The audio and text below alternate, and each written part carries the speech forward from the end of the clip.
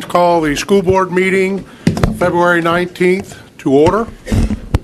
We begin each meeting with an invocation, which will be led by Todd Prather from Canoe Creek Christian Church, followed by our Pledge of Allegiance, led by the St. Cloud High School ROTC students, their national anthem from Amani Waters, a student from OXA and the 2019 Arts Alive Scholar, followed by our mission statement, which will be read by Russell Holmes, and our translation services by Belinda Reyes. So if you would sign your, turn off your cell phones, and please stand with me for our invocation.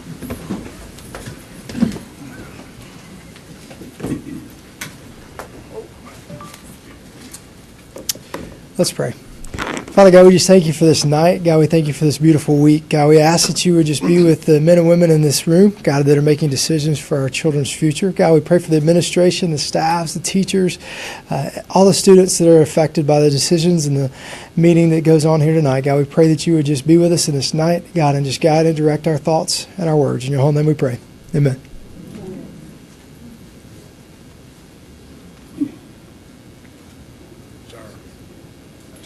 Coming? Yeah, let them in the door. Need to come in if they're going to lead us. Now, if nobody wants me from the hallway. Mark time. Mark. One. Hope. Right face. Present. Arms. I pledge allegiance to the flag of the United States of America and to the republic for which it stands, one nation, under God, indivisible, with liberty and justice for all.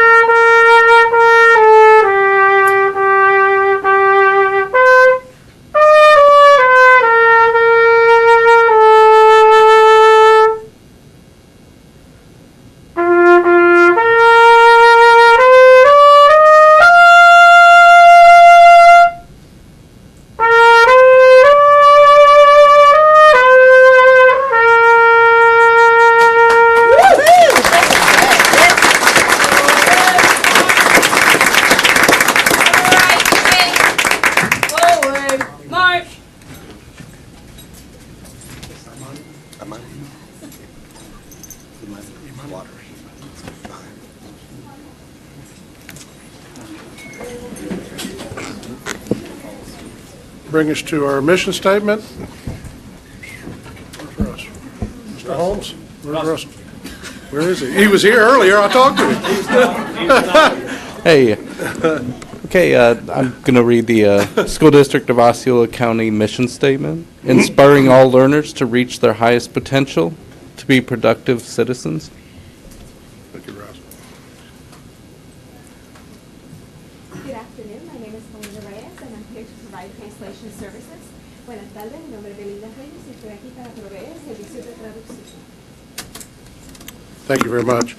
And brings us to our board comment section. But before we start the comments, I would like to welcome our student representative, Valeria Rios. Is that right? Say it right? From Harmony High School. She will be with us for the next, including this meeting, the next 3 meetings. we're very happy to have you here, and welcome. Board comments? Sophia? Hi, thank you. I just want to thank everybody who emailed me, who's come here. Can you hear me? Hello? Is that better? I was just testing you guys, make sure you're paying attention. I just wanted to thank everybody who has emailed me, talked to me over the phone over the past couple of weeks. I know it was a lot, but I think that it started a great conversation within my district and within the Osceola County School District at large, and especially district staff and Dr. Pace. I had a lot of questions, so thank you so much for answering those for me every single time I asked. So it was a good, I mean, it's definitely a lot, but it was a great experience to be able to connect with the people in the community, so I'm really appreciative of that. Mr. Soto? Just want to make a mention of the young lady that just performed the national anthem. That was a beautiful rendition, extremely difficult. Imani Waters from our Osceola County School for the Arts. Wonderful. Thank you very much. Mr. Booth? First, I'd like to recognize Nate Fancher for being here, principal of St. Cloud High School, so congratulations. No, you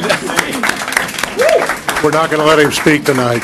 He started his own clap. I just would have you. No, I did have one positive comment I wanted to say. I hope everybody enjoyed Rodeo Day. I wanted to say congratulations to all the kids.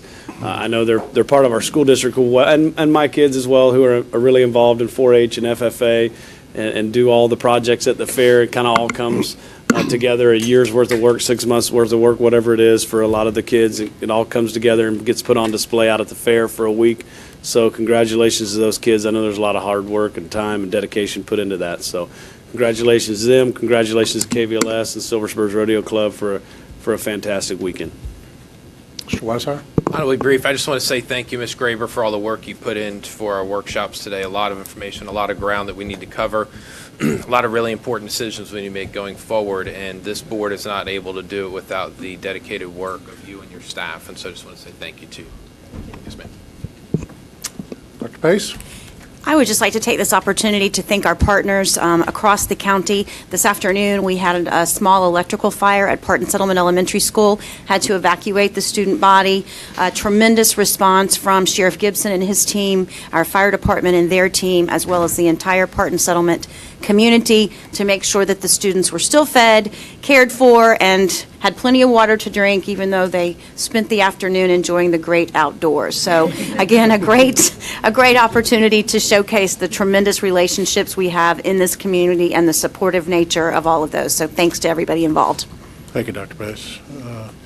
Last week, y'all went around twice with comments. We okay? I don't have We okay tonight? Unless I need to recognize Nate again. That's That brings us to our presentations. Our first presentation is National Black History Month Proclamation. Belinda Reyes. Good evening, board members, Dr. Pace, staff, and student representative Rios. February is nationally designated as a time to recognize and celebrate the contributions of African Americans to our nation's culture and history. Black History Month is observed each year during the month of February. When I was asked to bring this proclamation forward on behalf of curriculum and instruction, I instinctively wanted to make a connection. In education, in addition to African Americans, the term Black also includes other groups, including Haitians. As our district's diversity continues to grow, I take the opportunity today to recognize Black History Month as I introduce to you two impressive young men from Haiti who are ESOL students at Poinciana High School, Mike Moker and Abraham Joseph.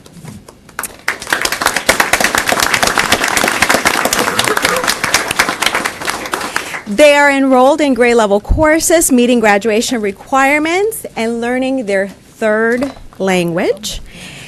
And that is academic acceleration, not remediation. These are intelligent, thoughtful young men, full of hopes, dreams, and drive to do great things.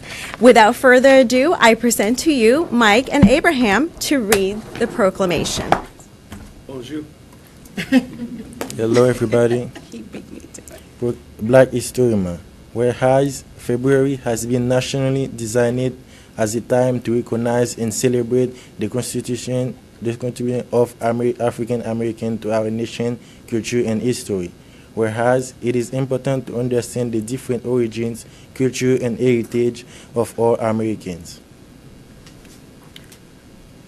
Whereas it is appropriate that all citizens reflect upon, cherish, and sustain the contributions that Black individuals, both past and present, have made to our nation. Maya Angelou, Lou Gossett Jr., Rosa Parks, Thurgood Marshall, and many more. Such creative individuals have given of their very best so that we may be sustained and inspired during hard times and encouraged to celebrate and rejoice during happy times. Now, therefore, be it resolved that this week of Osceola County, Florida, does hereby proclaim February as Black History Month. Thank you. Great job. Very nice job. Thank you.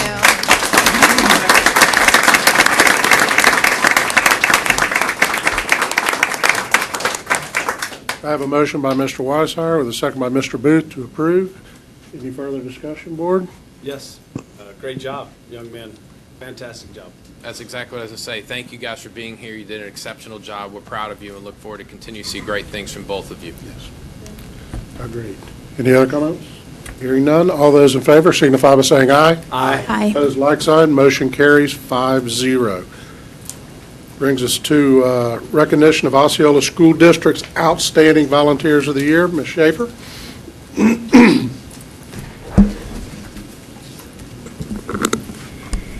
Good evening.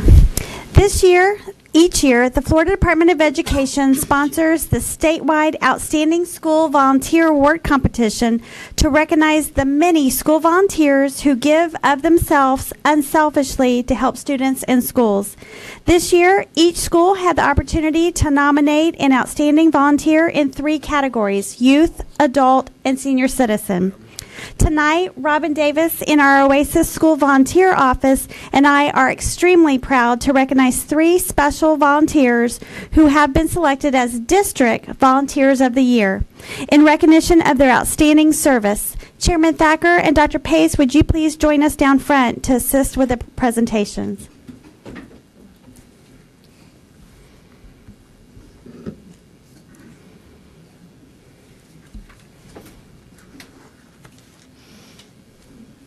Our District Youth Volunteer of the Award is Justin Funes from Osceola High School.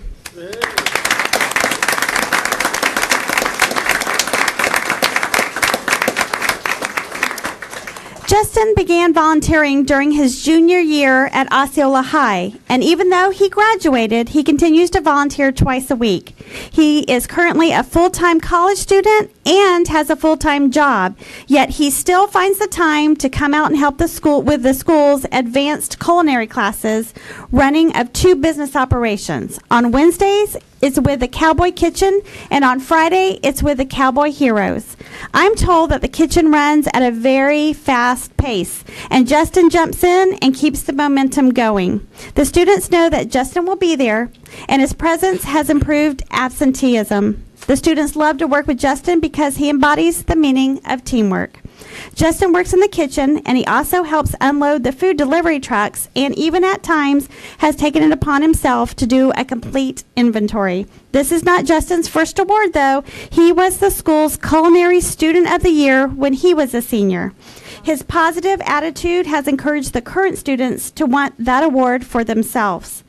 I'm also told that his sense of humor is amazing, but when it comes to safety, he is all business.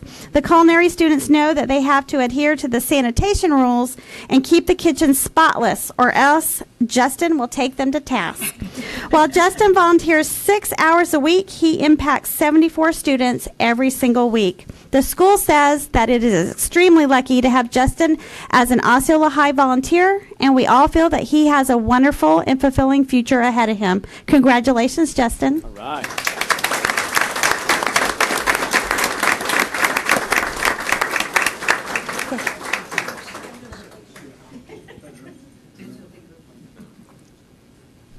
Our District Adult Volunteer of the Year award is Kitty Coma.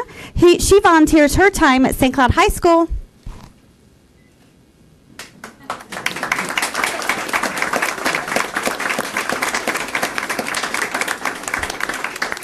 Miss Kitty, as she is called, began volunteering with the St. Cloud High School Army ROTC in 2004.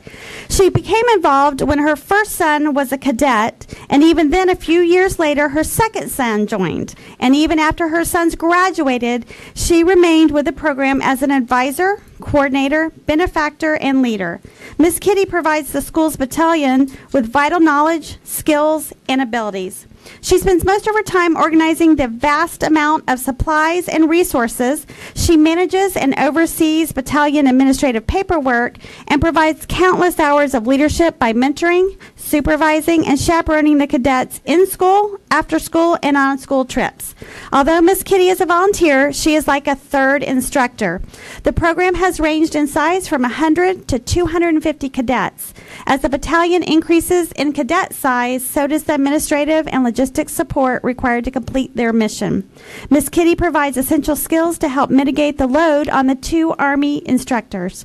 On average, Miss Kitty volunteers an average of 5 hours a week, between 150 and 200 hours a year, which over the last 15 years translates to about 1,800 hours of direct contact and exposure to improving the lives of over 2,145 cadets. As a result, student achievement has increased, pride and recognition increased, strong relationships have been forged, discipline issues have evaporated, and cadet success has risen, which drives school success. The school feels that Miss Kitty is the best person for their cadets and is truly an outstanding Oasis School volunteer. Thank you, Miss Kitty, for your time and talents.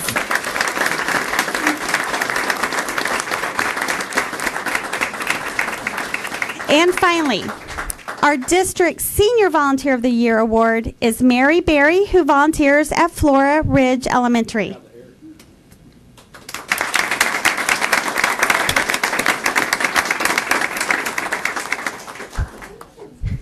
Mary Berry's dedication and diligence has been a great asset to the education community at Flora Ridge Elementary for many, many years. The school says that she is not simply a volunteer, she is practically a member of the faculty. Mary has been invaluable in servicing the Media Center, assuming a full range of responsibilities in managing the facility at any time the school's media specialist is absent. Whether helping check out books or assisting students one-on-one, Mary's demeanor has been constantly cheerful and friendly. Outside of her various responsibilities in the Media Center, Mary is always going out of her way to bring a smile to the staff and students. On numerous occasions, she has hand-crocheted unique gifts for dozens of faculty members, earning a reputation of generosity and selfishness throughout the school. Mary's record of diligent service extends far beyond her current role as an assistant to the media specialist. She has also served as a SAC chairman, regularly providing the committee with valuable insights and feedback based on her extensive experience as a volunteer. Her record of excellence speaks for itself, and both the school and the district are thankful for her positive impact on students and faculty. We truly appreciate you, Mary. Congratulations.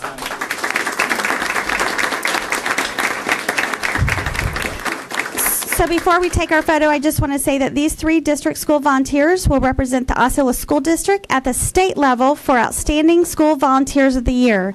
These individuals also represent the over 18,000 volunteers who participate with our Oasis School Volunteer Program annually. Their involvement is an important part of our school district's journey from good to great.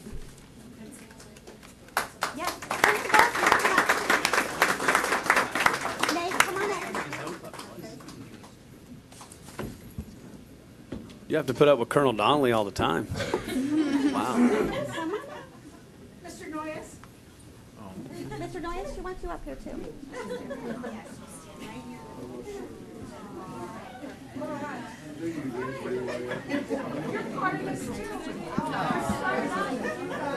That is sweet.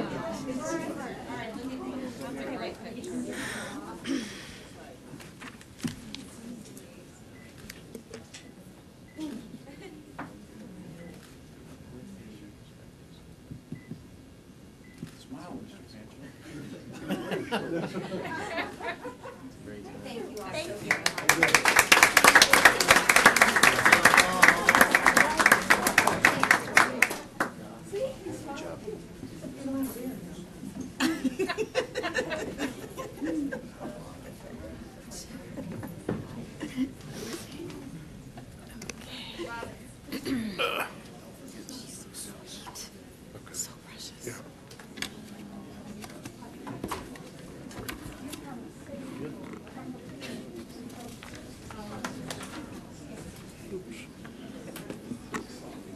you have any appointments, Treasurer? Okay. Yes. Give everybody just a second to file out. Next item on our agenda are appointments and transfers. Dr. Pace.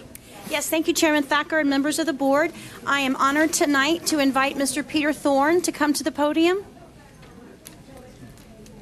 As you know, it's with great sadness that this is our last meeting with Mr. Curran as our Chief Information Officer.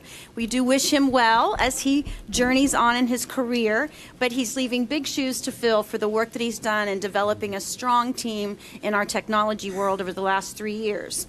And I am pleased tonight to recommend for your approval Mr. Peter Thorne to replace him as our Chief Information Officer.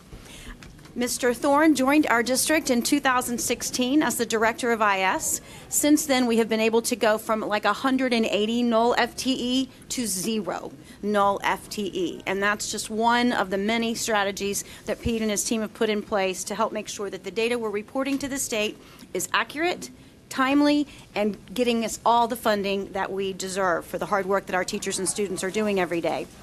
He formerly served as in the same role in Orange County Public Schools from 2011 to 2016, and in private industry from 1984 to 2003, involving in programming, systems, data warehouse, applications. He is Six Sigma certified and a graduate of UCF, and we're very proud to welcome him to the leadership team with your approval, Board. Motion to approve. Second.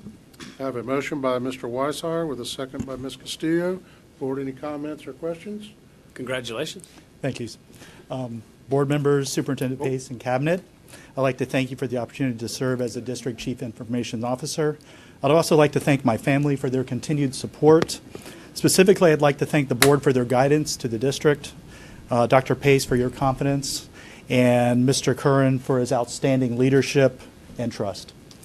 I will lead the Information Technology Division with fidelity and precision. Thank you very much. Stay right there, Mr. Thorne, because we're going to decide whether we approve it. Oh, I withdraw my I think you motion. said that last time. You said the exact same thing when I stubbed here as director. Jumping the gun. All right. I have a motion to approve by Mr. Weishauer with a second by Ms. Castillo. Any further discussion? Hearing none, all those in favor signify by saying aye. Aye. Opposed, like sign. Motion carries 5-0. Thank you very much. Congratulations. Good evening. Thank you.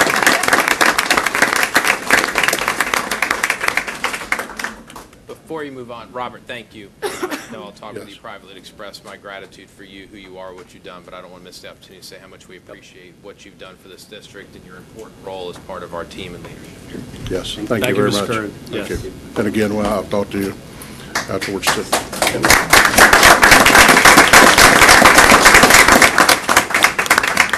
Brings us to our public comment portion of the meeting, and Board, with your approval, I've got a bunch here that want to speak on the start times. I'd like to move them back and let them speak when we get to the issue on the agenda.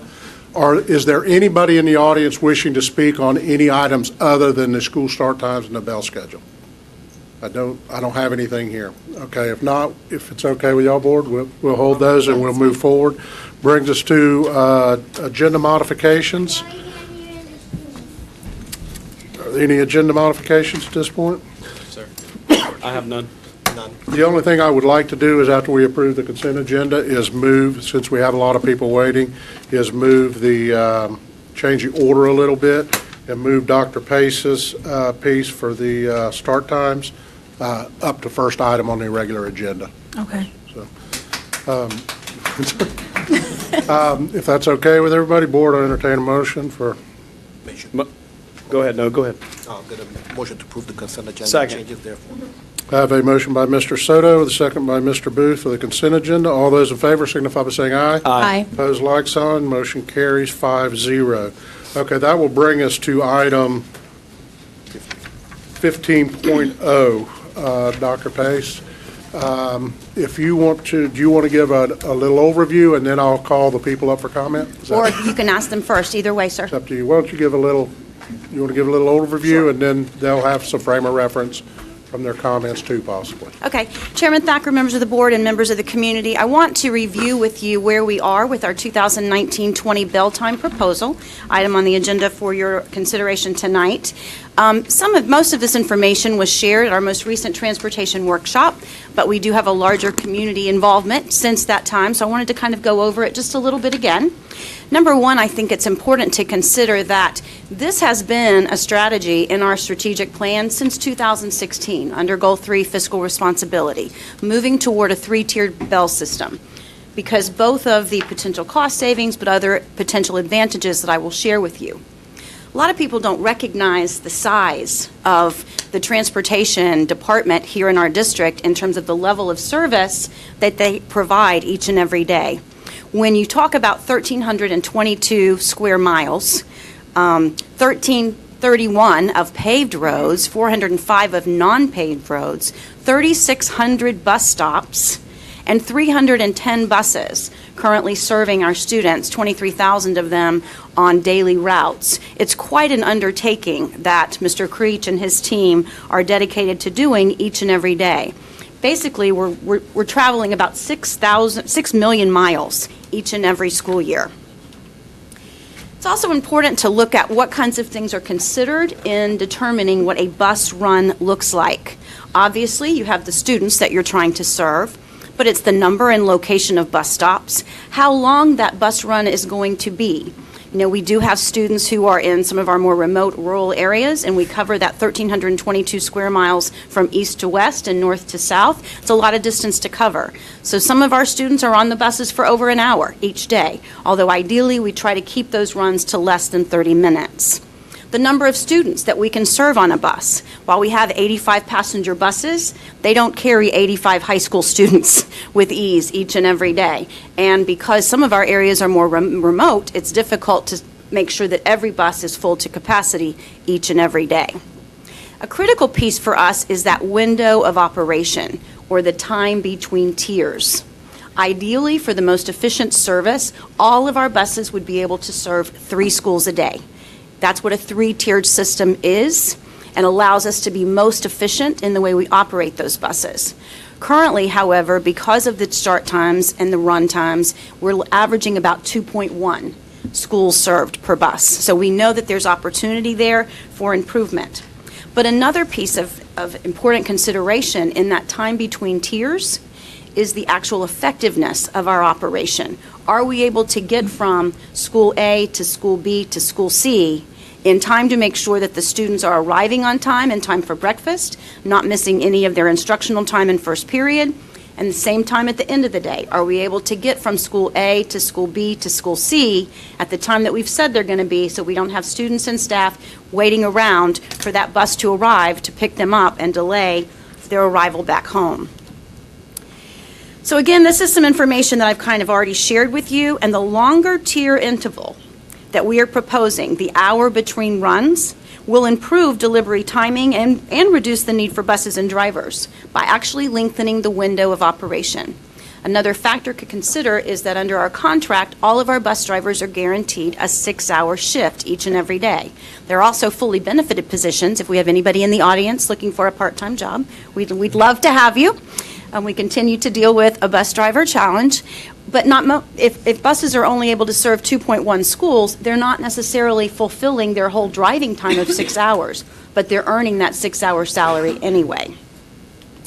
So in our transportation department, we obviously have the fixed costs, the buses, the fuel, the wages, the maintenance that we pay for all of our drives, and then we have the discretionary costs, bus eligibility. Currently, the statute requires us to transport students who are 2 miles or more away from their designated home zone school. In addition, we have elementary school students, K through 5, who we're required to provide transportation for because of hazardous walking conditions. There's no sidewalk. It's unsafe for the students to be walking to and from school, even though it might be only a mile or a mile and a half. However, we do provide many more stops than that out of courtesy because of different considerations that have to be done. The bus stops is certainly within our discretion, as well as the deadhead time. That's that time that drivers are just sitting, waiting for their next stop, their next pickup, their next drop-off. And then, of course, the bell times. As you know, though, board members, we did decide 2 years ago that we felt like it was important to have consistent school length days. So all of our school days currently are a 7-hour day. Knowing that our students sometimes need additional time, we want to be able to provide it within the regular school day. So why are bell times important? First of all, it governs our ability to multi-trip the buses for a potential significant cost savings. It's about that on-time service for both our students, our parents, and our schools. While we've been able to implement Here Comes the Bus this year, and so parents have a better way to track when those buses are going to arrive or drop off, it's still a challenge when it's 10 minutes late, 15 minutes late, or 30 minutes late due to a traffic issue, a snafu somewhere, an accident, those types of things. It also reduces the stress for our drivers and attendants who are impacted by the bus driver shortage. Capital cost avoidance. Each bus costs about $110,000 to $125,000. So if we don't have to replace as many buses, there's also potential savings on the capital side of the house. So we've talked about our own current transportation profile. We ended the year with 325 daily routes. We've been able to reduce in the last 3 months 15 of those routes, saving this year about $975,000. It costs $65,000 on average to operate a bus when you take into account the salary, the fuel, the maintenance. And we're still transporting 23,000 students a day. But I call your attention to the current tiers. If you'll notice the start times, we currently have high schools, elementary schools, and middle schools starting within 50 minutes of one another in some locations. When you think about what that does to places like Michigan Avenue, where you have St. Cloud Elementary, or you have Michigan Avenue, St. Cloud Middle, and St. Cloud High School, all within a very small radius. You think about Neptune Road, where you have Neptune Elementary School and Neptune Middle, right down the road from one another. You think about East Lake and the Narcousie schools in Boggy Creek, and Topeka High School. And then you think about Dyer Boulevard, where you have Kissimmee Elementary, Kissimmee Middle, Flora Ridge Elementary School. When you have that short time and that spread out time between these start and end times, it really adds to the traffic congestion. You see the same thing in the afternoons, where you have schools releasing anywhere from 2 to 2:50 to 2:30 in that initial block, and then you see the range. So we have some elementary schools, for example, that are starting at 7:50, others don't start until 9. They release at 2:50, others are in school until 4 o'clock, and you see that currently across the tiers. So this is our current window of operation. What you're looking for there are trying to find 3 specific peaks. And I can't show you that from here, but you can see that it's very hard to distinguish 3 specific peaks in the morning and in the afternoon. Especially in the afternoon, where really you only have about 2 tiers that are working. So under our new proposal, we would have 3 true time slots with consistent start times for elementary, middle, and high. Some of the schools that are most significantly changed are here. For example, we understand that Neptune and St. Cloud Middle Schools would be changing by almost 90 minutes. You have other schools, for example, that would only change 10 minutes or 30 minutes. Still, that's an adjustment. We understand that that would be asking a lot of our parents and our staff members, but there are some potential advantages that I want to make sure the board and our community are aware of. This is the new proposal and what it would look like in terms of our tiers. This is the morning, spread out just a little bit, and you can see the area in white. That is the potential savings, because you're going from a potential of 310 buses driving the roads every morning to 280. When you start taking about that many buses off the road, that's where your savings comes in. Your afternoon times are very, very similar. Now, the third peak does go up, but that's an anomaly in the scheduling software. It took all the buses that are available currently now and said, we're going to have 10 and 15-minute bus rides just because we can. As we work through scheduling for next year, if the changes are approved, that third tier would look more like the other tiers and the number of buses used would come down, although the routes would go back to a more 30 to 45-minute range for most of our students. So this is what it looks like. Very little has changed here for our high schools, other than, if you will notice, New Beginnings, our alternative center, was originally proposed to go to a third tier. We have moved that to a second tier in order to facilitate the fact that it serves kindergarten through 12th grade students, and trying to be more conducive to what works like that with the elementary, middle, and high school students that are served there. This is the elementary schools. They remain consistent with what you originally saw at our transportation workshop. This is the middle school and multi-level school. Again, it remains consistent with what you saw at our original presentation, other than School for the Arts. We were able to move School from the Arts from 9 to 4 and 9:20 to 4:20 to a 9:10, 4:10 proposed start and end time. That creates no additional need for buses because it is in that third tier, so there's no cost impact on the 9:10 to 4:10. I did ask Arby and the team to look to see what happens if we leave it at 9 to 4, and the challenge would be assuring that we get the buses there every day on time. With that short of a tier in between, you really couldn't guarantee that, and triple tier our routes. This has already been implemented in our neighboring districts in terms of your later start times for middle schools across the area. If you look at Hillsborough, 9:25 to 4:20, Brevard, 9:30 to 4:15, Orange, 9:30 to 3:57, and as you can see down the list, everybody kind of has that later start time for our middle schools. Keep in mind that some of our districts, for example, Seminole, have shorter distances between the tiers, but they also have less geography to cover on a regular basis, which makes that a little bit more efficient in their ways.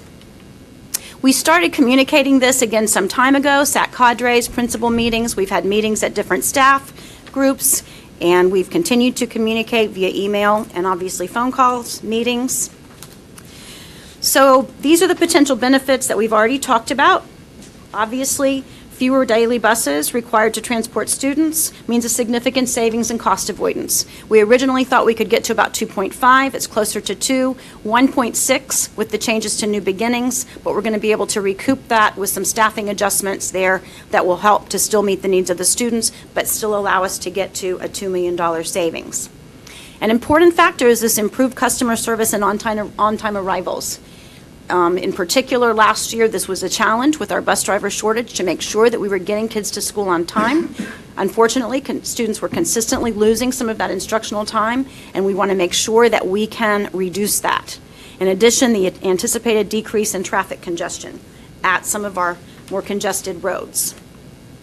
So again, more specifically, we're talking about 30 buses off the road. $1.9 million is what that proposes to save at $65,000 per bus. I also want to share with you a number that I'm not proud of, but we're just going to be honest and transparent here. Bus driver and attendant attendance has been a significant challenge for us. We implemented attendance incentives. In the first quarter of this year, 117 employees earned that attendance incentive for having perfect attendance first quarter. Second quarter, it was 108. But on average, about 10% of our bus drivers and attendants are sick or on FMLA on a daily basis, meaning those routes have to be covered either by management staff or by other bus drivers picking up routes and getting overtime pay in order to help get our kids to school and home every day. Not getting them picked up and not getting them home is not an option. So Arby and the team do whatever it takes to get there. But again, by reducing 30 buses, we do not believe we would be facing a layoff of any kind, but natural attrition would allow us to actually going back to having some substitute bus drivers who could actually serve in a substitute role as opposed to every day having to take on extra routes. And currently, right now, we have 17.5 vacant allocations in bus drivers alone. That does not include attendance. And all of our exceptional student education buses have both a driver and an attendant on every route.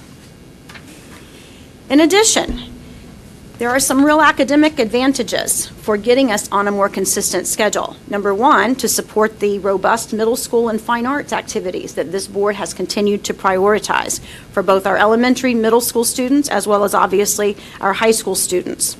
We have high school students with part-time jobs, responsibility for siblings after school, athletic events, and other fine and performing arts events. I took this proposal to our senior focus group that I meet with 3 times a year. Out of the traditional high school students that were represented, they were united in saying, we don't want to go to a later start time, regardless of we might want more sleep. We have these extra responsibilities. The students that were representing OXA on that particular senior focus group were, we don't want to go to the earlier tier. We like our current schedule. It works with our dual enrollment programs and the other things that we're engaged in.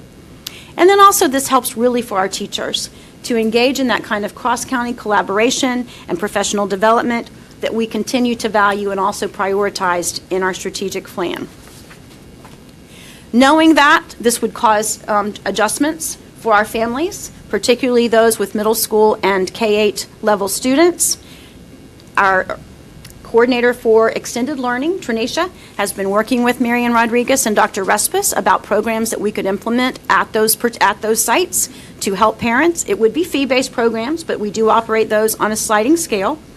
But in addition, there are other opportunities that schools currently do after school, like their athletic practices, like homework help, like access to instructional programs that could be moved earlier. In addition, the campuses would continue to open up 30 minutes before the day starts so that students would be able to have access to breakfast, both our extended learning students, if parents are choosing that option, or students who are dropped off before the day. And the athletic events for both middle school and elementary schools would not be impacted because they're currently scheduled at 5:30. And this proposal would actually free up more drivers in the afternoon to help with that transportation piece to some of our middle school activities. So in closing, board, while I understand there is, a community concern about this, I remind you that we have 23,000 students that we're serving. We've heard from about less than 5% of our parents who have tremendous angst about this particular proposal. I understand their concerns. We care about their concerns. We want to work with them. But from a fiscally responsible standpoint, I stand behind the recommendation for this particular change. Thank you. Ask Deborah questions. Yeah, go ahead. So, Dr. Pace, I knew this already, but essentially all of our middle schools, but 2, already start at 8:50 or 9 o'clock. So what are the challenges that they face as is? They've worked through those kinds of challenges, and we have not had extended learning programs at our middle schools in the past. Our current extended learning programs have only served students in K through 5, even at our K-8 sites. Thank you. Okay. Board, any other questions? Dr. Pace? I do have a question, Dr. Pace. With regard to the extended learning, besides just a parent needing it, are there any additional requirements for the sliding scale? If a parent isn't able to afford it, how do we determine what they're going to be able to pay for that? It's based on the free and reduced lunch qualifications. Okay, so I understand. And that's 80% basically of our student body. That's 83%. 83%. Thank you. Yeah, actually, I bring up slide 17, please. Oh. I forgot I had the clicker, sorry. Dr. Pace, besides, I know that you received the same emails that we've all received. I believe that they're generally addressed to the school district, the school board, and to yourself. Yes, sir. And I think in the span of the last 14 days, 14 days, there's been a lot of emails from a lot of parents that are concerned. And, they described in great detail, the way that these changes are going to impact their lifestyle pretty much. And I'm talking about not just, the activities, but costs. Yet, I see here, this is the first time I've seen this slide, it's not in our packages, that you've had all of this communication with the stakeholders, and well, there's even a change.org petition that has over 1,000 signatures. I don't know whether they're all legit. I don't know how that works. Yet we had all of this communication, and so it kind of surprises me that with all this opportunity that we did not have that we did not know, or these parents did not communicate their objections or their principals or their cadre. Why all this information just so recent when we have so much opportunity to involve these parents and involve the community with these changes before we actually went ahead and developed them?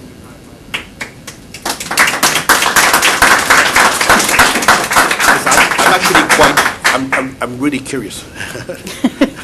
This is not a gotcha question.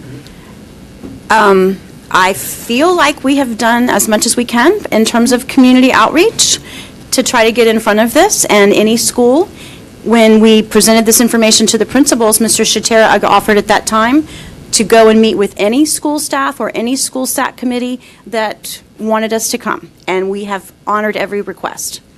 And so what I am, and I'm almost done, Board, and then you may continue. For some reason, and in spite of the best effort that the administration put out, the message didn't get through. And so my concern is that this is very similar to when we take actions on redistricting. We have these processes that are by statute that we must follow. We don't have that here. Yet the impact on some of these families is quite similar. And so I'm just thinking as to whether or not a process similar to redistricting should be adopted in the future.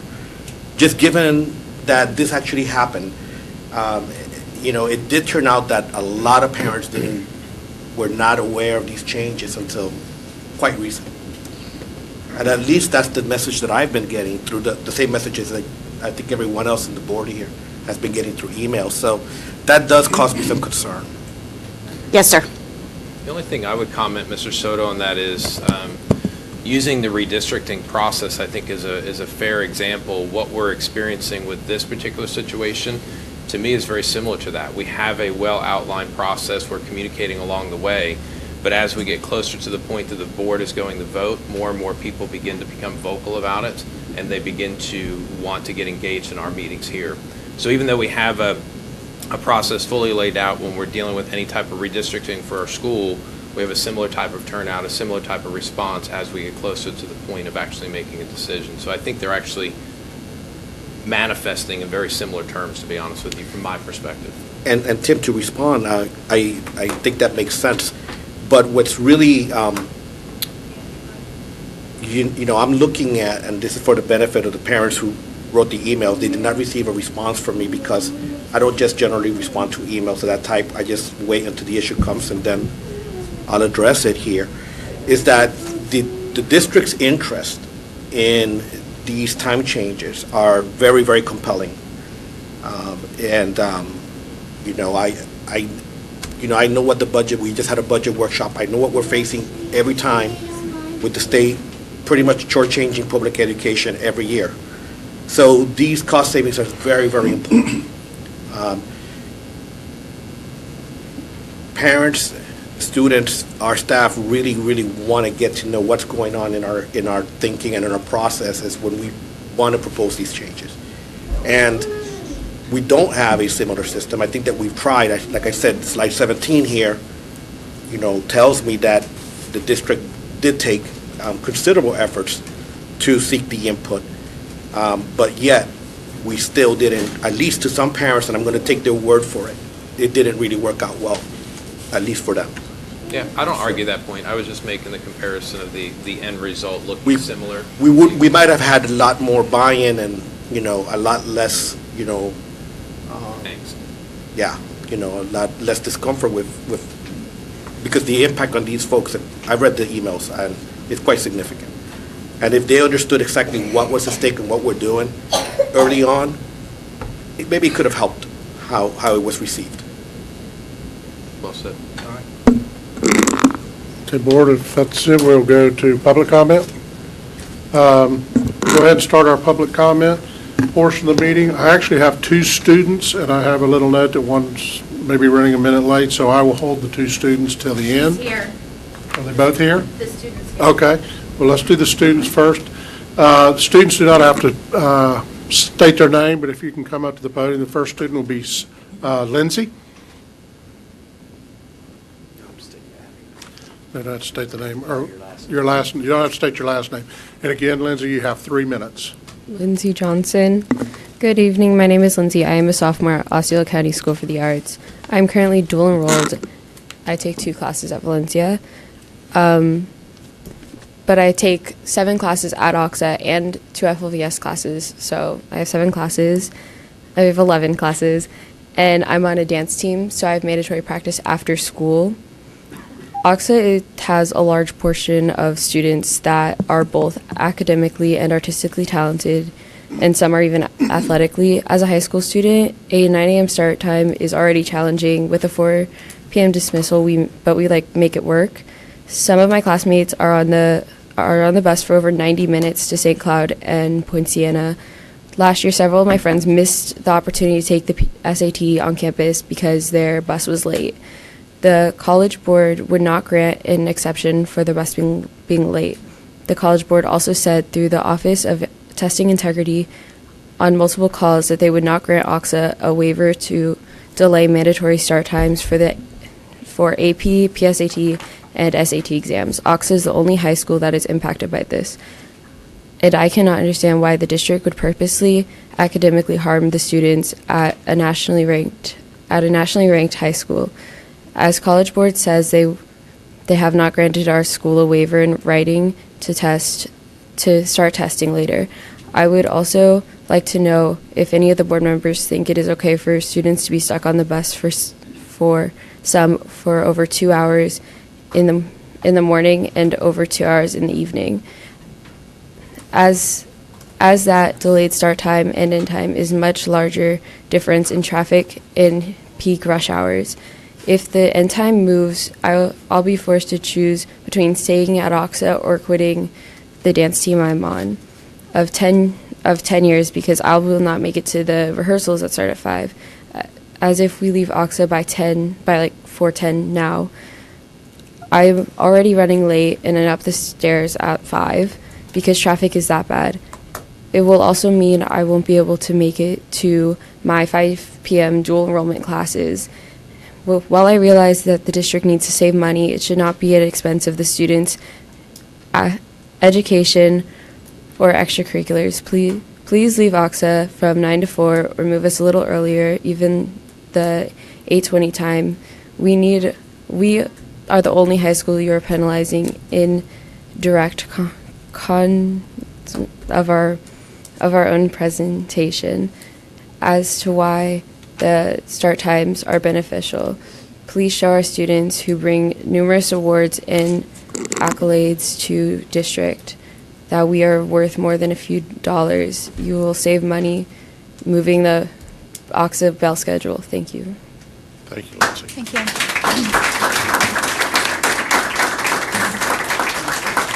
Next up is Xavier.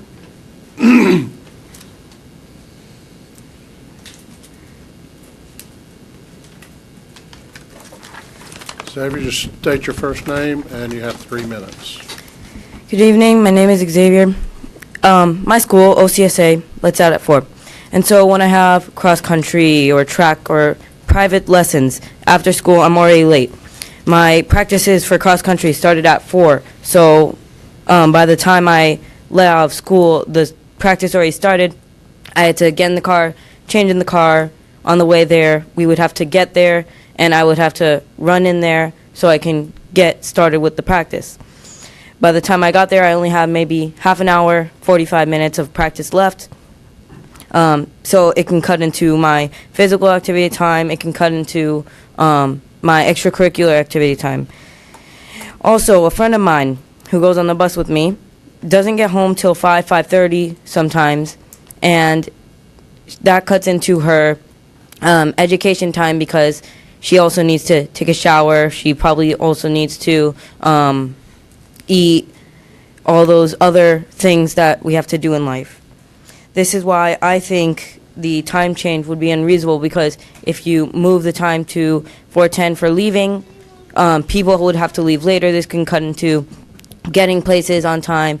This could cut into actual things you have to do at home. This can cut into study time at home, prepping for tests. Thank you, Xavier.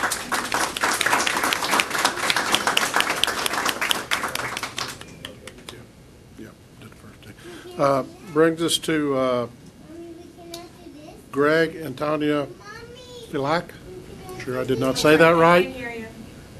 Greg and Tanya. He heard it.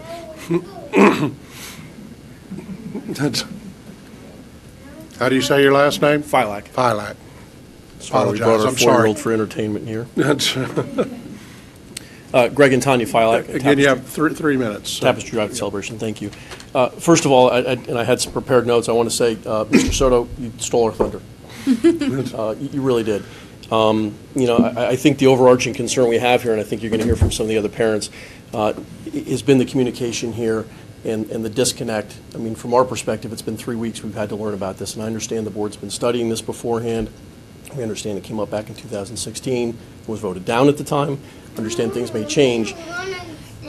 Sorry, but for the time we've had to consider this, really learn up on this as parents, plus my wife and I both work full-time, we've got 2 sons, everything else. It's been a challenge just to figure out what's being proposed. We've engaged with Ms. Castillo, we've had a couple discussions with Dr. Pace. I understand the slides have changed a little bit based on some of the questions we asked. I think some of this is flushed out. Some of this has been answered. Some of it's raised even more questions. You know, to Dr. Pace's point that we've heard from less than 5%, I find that interesting, and I think from my perspective it's because we didn't know about it. I think if there was some more time here to consider, you are taking the entire schedule of the county and turning it on its side. And to do that in what I understand is a 3-week process, from what we've seen, is just not enough time to seriously consider what we're asking for, some consideration of alternatives. You know, one of the things we're looking at from Celebration's perspective, well over 90% of the kids at the school, about 1,500 of them, only about 100 are bused in. That's just stats that we've gotten from the school. So everybody else lives within Celebration. We live on the far edge of Celebration. We're the second to the last street. We're at 1.9 something miles. So I've got a 7-year-old and a 4-year-old, and now we're being told either they need to walk to school, which isn't going to happen, to do, you know, close to 4 miles back and forth each day. Or number 2, my wife and I, who both work, now need to show up past 10 a.m. in the morning at work, which isn't going to happen. Or number 3, I can continue to pay for a bus system, which we don't have access to because of where we live, but we can then also be asked to pay into this pre-care system for our kid to go in, which honestly, and I've asked some questions of Dr. Pace, we still haven't gotten a good feeling for exactly what that means for elementary age kids. I've seen a lot of presentations, you know, a lot of this has been geared towards middle schoolers, but what we're going to see for the elementary school kids really doesn't address some of those same questions. When I talked to Dr. Pace and with Ms. Castillo, you know, one of the other things that's come up has been, well, it's not just being driven by the money savings, which is great. My wife and I are in full support of anything that can happen to get the teachers more funding here. What's interesting about this proposal that I'm not hearing is any sort of guarantee that that's where this money is going to go. And I think that needs to be an important consideration for the board. If you guys do vote on this, it has to be in writing and codified. That's where the money is going. If we find out 2 years from now, oh, this $2 million got filtered somewhere else in the budget, it's going to be disappointing to understand that that's kind of where this came to. But I think, you know, from Celebration's perspective, now we're being asked for this 90+% of the population to bring our kids in and trust that there's going to be a plan for which there have really been no details provided in that plan as to what's going to happen with those kids, what kind of activities are going to be there. All these things we're, you know, talking with Dr. Pace, hey, we're still doing research, we're still looking at things. It's been 3 weeks, again, since the initial presentation. If you're still considering things and still looking at data. If you can, go ahead and wind down a little bit. Sure. Your time is up. Your 30 sorry. minutes up. If you're still looking at data within 3 weeks, then I think the answer here is delay the vote at minimum, take a look at it, and spend some more time, as Mr. Soto said, researching this and communicating with the parents. Thank you. Thank you.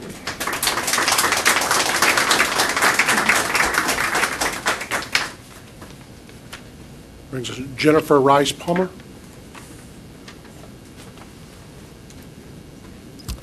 Good evening, Superintendent Pace, board members. My name is Jennifer Rice Palmer, and I am the proud parent of a sophomore at the Osceola County School for the Arts. My daughter and many of her classmates wanted to be here tonight, but they actually are preparing for their musical performance assessments and were unable to attend. Tonight, you are all faced with a decision to balance the well-being of our students with the fiscal stability of this county. I don't envy any of you but you have the job to do it. And so I'm going to ask you, before you cast your votes tonight, to carefully consider a few items.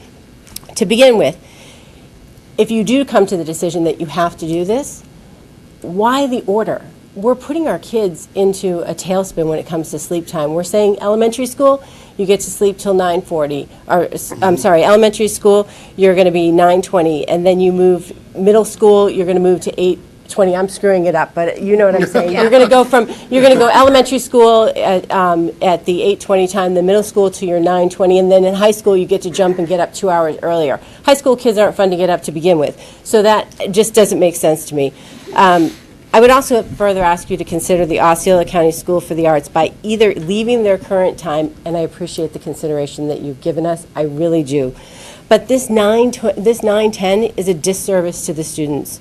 First and foremost, with a 9:10 start time, OXA begins past the time the College Board will allow AP exams. I understand that they've been a little bit more lenient when it comes to SAT, but they are not lenient when it comes to AP. AP starts at 8 o'clock and you have a 1-hour window in which to start them. I understand that, you know, there's a lot of teachers there early that they can try to get kids in, but there are kids that come from Poinciana. There are kids that come from Harmony. There are kids whose parents have to have them ride the bus. These kids may not be able to get there early. And I know that, as a student explained, that there were kids who last year missed the SAT, even at a 9 a.m. start time. Our students at OXA travel up to 2 hours from all over the county, and leaving 10 minutes later may not seem a lot to you all, but every single one of you has gotten 10 minutes off of your commute time in the morning at some time, and that 10 minutes makes all the difference in the world. I know it does for me. Our high school students will be at a disadvantage. They're the only school that won't be starting early. We heard about dual enrollment, people that are going to have trouble with that, with sports, with different things that are going on, extracurricular activity. Our student athletes are going to have a hard time being able to participate at any other schools because of the time that they're getting out compared to other times. Dr. Pace, in prior conversations, you shared with me that and tonight again, that you talked to students from top seniors. Those top seniors, my understanding, said that they were not supportive of a later time, and they actually, one of them just texted me a little while ago. They said no, they didn't want to go to school at 7:10, but they didn't say anything about a later time. And actually, I have to ask you, talking to seniors at a school that are dual enrolled and are out of there next year, I don't really think that gets the complete pulse of a school that is 6th grade through 12th grade. They've already done their dues. It's not as much of an interest to them as to what goes on, although they love their school. So board members, if the main purpose of this proposal is to consolidate bus times and save the district money, I don't think that OXA is going to change that or help you in this endeavor. Due to the time they're spending on the bus, I don't really think you're using these buses for 3 schools in a day. So I would ask you to please consider the Osceola County School for the Arts for what it is. It is a unique and special school filled with artists. They're also athletes. They're all kinds of different students here, but they are coming from all over the county. And putting them at a 4:10 start time is detrimental to them. So I thank you for your consideration, thoughtful consideration. I know some of you may already have your minds made up, but I hope you are listening to what people are saying here today and that you do take that into consideration. Thank you very much. Thank you, Ms. Russell. Next, we have Tanya Galianis. Close enough? I get that close? I'm sorry, yeah, close. Please state your name and address for the record. Yes, my name is... Again, you have 3 minutes. Okay, thank you. My name is Tanya Galianis, and I live at 2455 Shelby Circle, Kissimmee, and I am here, I come to you today as a parent of a junior at Osceola County School for the Arts, and I'm extremely concerned at the proposed time change for our school. While I understand the reason for consolidating school times is to be fiscally responsible, I get it. We also have an ethical and a moral responsibility to help our students reach their highest potential. Our situation at OCSA is unique because the majority of our students that come to our school are bused from all over Osceola County. Students come from Harmony, Poinciana, Celebration, and the far reaches of our county. And they already spend a big chunk of their time, and morning and afternoon, they're stuck in traffic. We have some students that don't go home until 6 p.m. or later. By grouping OCSA with a middle school schedule, you're putting our high school students at a disadvantage of our other high schoolers in the county and the state. Ending classes at 4:20 or 4:10, it means that our students who have a part-time job, and some of them have a need for a part-time job, will have to quit or reduce their already scant hours. Students that are not only exceptional in art areas, but also in sports, and already go through hardships to make it work, because our school does work with them and try to get them to their places on time. They're probably going to come to the choice of maybe leaving OXA or just giving up on their sport. Students who belong to other academic high school teams that want to pursue their art further, some take private lessons, science clubs, dance teams, they're going to have to also make those tough choices with the proposed school schedule.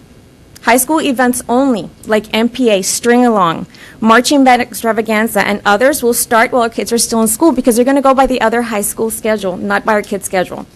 Furthermore, high school students in the county have been consistently encouraged to take AP classes and or DE classes. You're going to find that they may not be able to attend classes at Valencia, whether it's Osceola campus or other campus, because realistically, they're not going to be leaving school at 4:10. They're going to be leaving close to 4:30, because nobody leaves until the buses leaves. So right now, my daughter doesn't have that problem, because she has a 5 o'clock because she leaves at 4. Right now, that's not going to happen. She has a full-time AP class schedule, full-time art schedule. She's in school all day. She can only take classes at night at Valencia. That's going to probably have to stop, and she's in her top 10. So that's really going to hurt. College Board is very clear, and I actually went to the College Board. It's very clear. Testing starts between 8 and 9 for all SAT and AP testing. They actually said early testing and testing times at any other than those published by the College Board are not permitted under any circumstances. As I thought of the impact changing the school schedule will have on my daughter and the other students of OCSA, I can't help but think we're not looking at OCSA as a school that has consistently been an A school since we started 16 years ago, as unique, as diverse as it is. I agree with Dr. Pace in her assessment in the Osceola News Gazette this past Saturday, when you recognize that teens have after-school jobs, some they need to take care of their younger siblings, or have athletic events that require longer starting times. If we must change our school schedules to comply with fiscal responsibility, I propose to this board that you look at OCSA carefully, and like you did at New Beginnings, and maybe put us in a second tier, like New Beginnings, from 820 to 320. It seems that it would help you guys out as far as fiscal responsibility, and also help our high school students. Because Time is up. Just go ahead and wrap it up. Thank you. No, Because go ahead and wrap it up. they're our stakeholders, and it's our duty and our responsibility to see them succeed.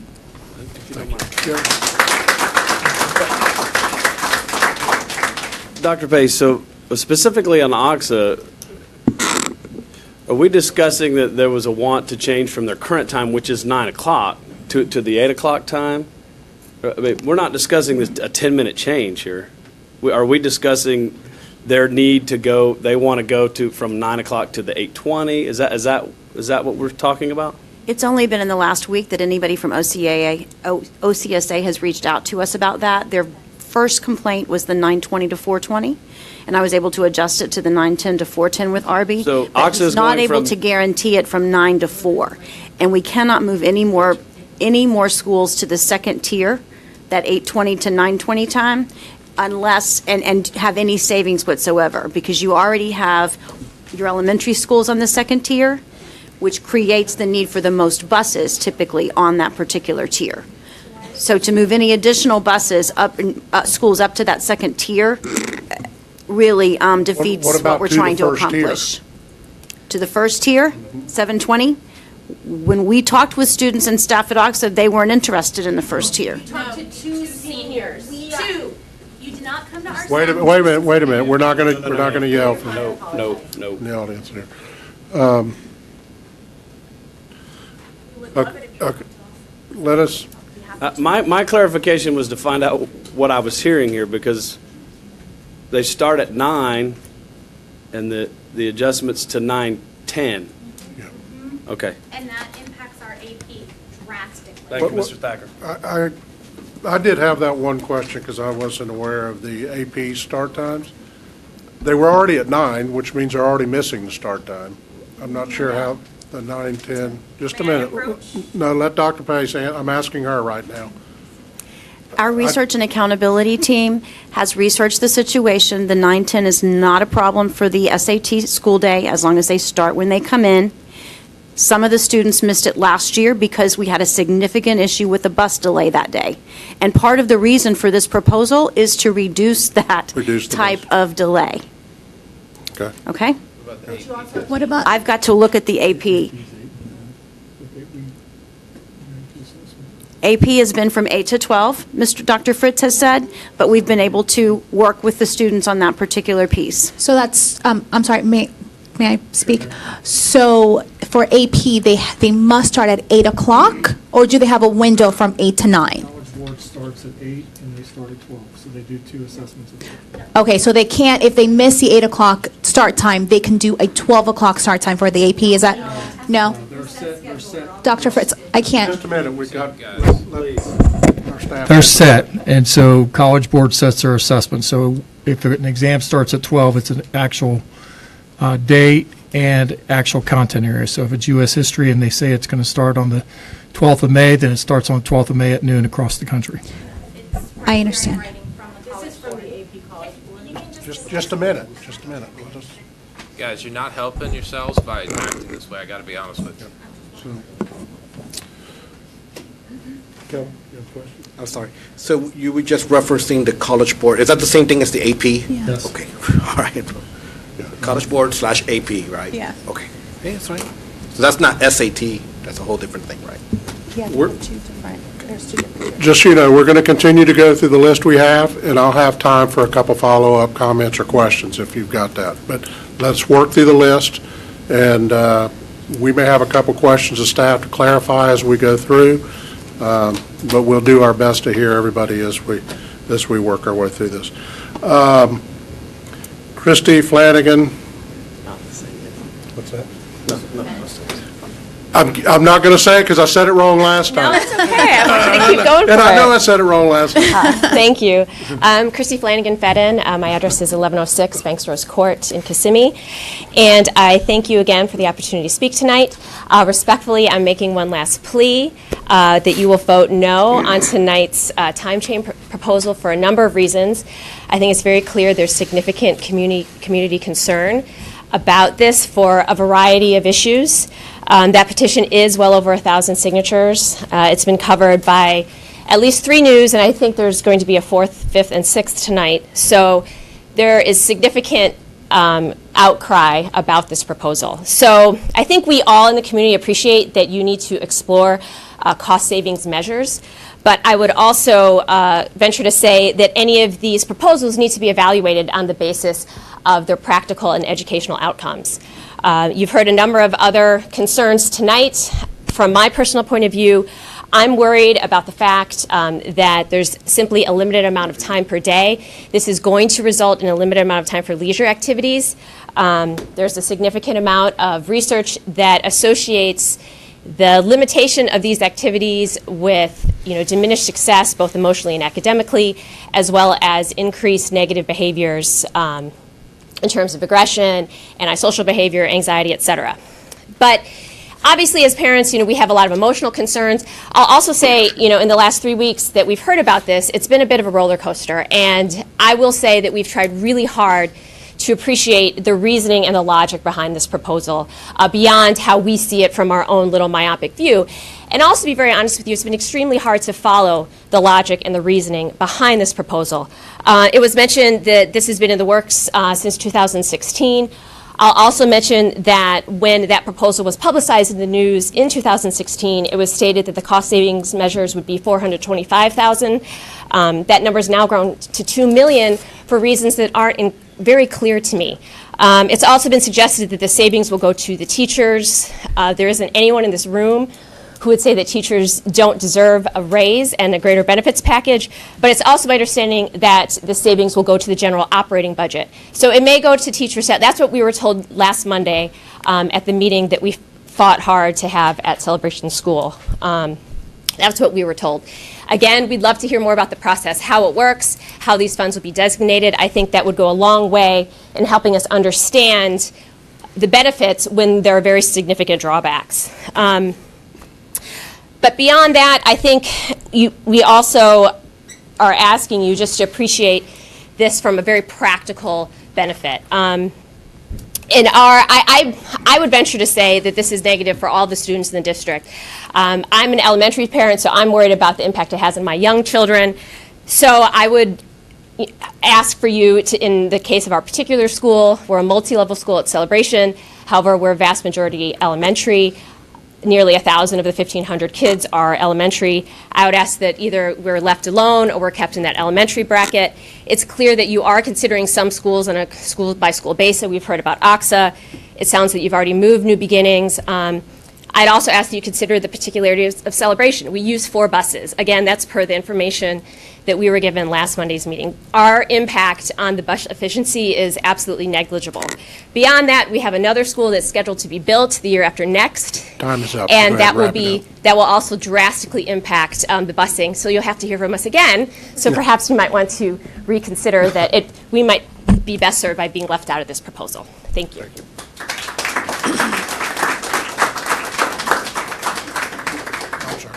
Mr. Booth? So, Dr. Pace, this is correct. You were Celebration K, correct? Yes. So we're talking about a 35-minute, 8:45 now to 9:20 for Celebration K. This is correct. That's correct, Mr. Booth. 35 minutes, okay. Thank you. Mr. Chair, may I? Dr. Pace, one of the questions that I had, and it was brought up by, I forgot your name, I'm so sorry. Stacy? Christine. Totally wrong. I apologize. Okay. Was with regards to the allocation, and you answered that for me. Would you be able to speak to that with regards to how we would allocate the $2 million, please? All of our teacher salary dollars, other than those positions that are funded from special programs or other grant positions, come out of the operational budget. That is where the salary allocation comes from. And in today's budget workshop, I know that you weren't able to attend, Ms. Castillo. We again went over with the board the proposed cuts that we've been able to begin to identify, specifically to work toward that $10 million goal that the board has tasked us with in terms of trying to have a comprehensive improvement to our salary and compensation budget.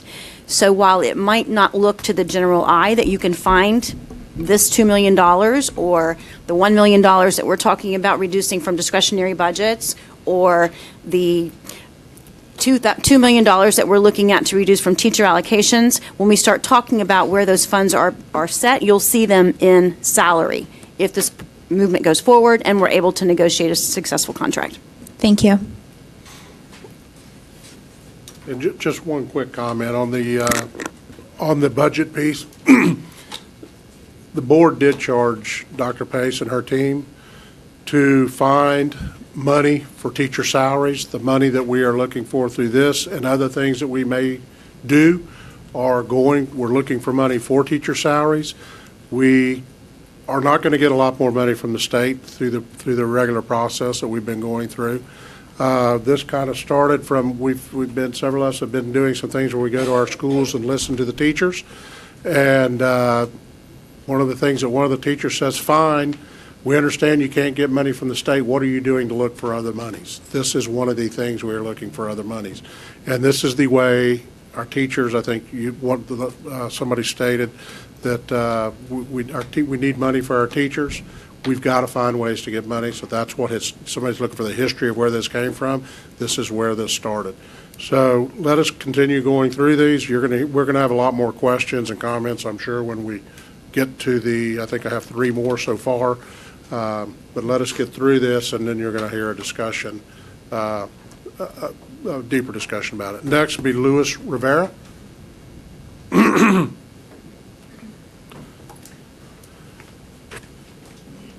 When you come up, please state your name and address for the record, and again, you have 3 minutes. And I don't think you can see the timer, which is behind. I got it right here. Okay, you got it there? Yes, sir. I'll kind of give you a little high sign, too. You start after I say my name and address? Yeah, we'll give you the full. I'll let you run over a little bit anyway. All right. Luis Rivera, 3078 Point Place Avenue, Kissimmee. 2 things I want to address to the board today. First, I would ask vote on keeping the times for OXA the same, and second, a concern I have about safety and procedures at my son's school. My first concern is I do not have a solution, but I'm asking you not to change the times for OXA. My son's in 6th grade, and he arrived yesterday, 5 p.m. from his bus. And normally on a good day, it's 4:45. Bad day, 5:15. And he gets out at 4. My son and hundreds of other kids at Oxa, as you heard today, have a disadvantage when it comes to after-school anything. With the 4 p.m. dismissal, parents and students are already at a difficult task of getting their students to doctor appointments and dentists. No one's talked about that, but that's important too, and getting those to those appointments on time. They rush to anything after school programs, and they're always late. Also consider dual enrollment in school tutoring. There's teachers that stay after from 4 to 5. Outside private lessons, 10-minute adjustment will make it much difficult for parents, students, and you will force the teachers who volunteer to stay even later. No student is on the bus at 4 p.m. 4 p.m. dismissal does not mean they'll be on the 4, maybe 4:10. 4:20 means maybe 4:30. All the high school students and middle school students will be home, and my son will still be on the bus. My second concern is the safety of students. I don't know if you know this, but the SRO at my son's school leaves about 3:45, goes off the campus, and prior to 4 p.m. dismissal is off the campus, parking facing away from the school, and manipulating traffic light to conduct traffic. Again, there's no SRO at my son's school at 4 p.m. at dismissal. That concerns me as a parent.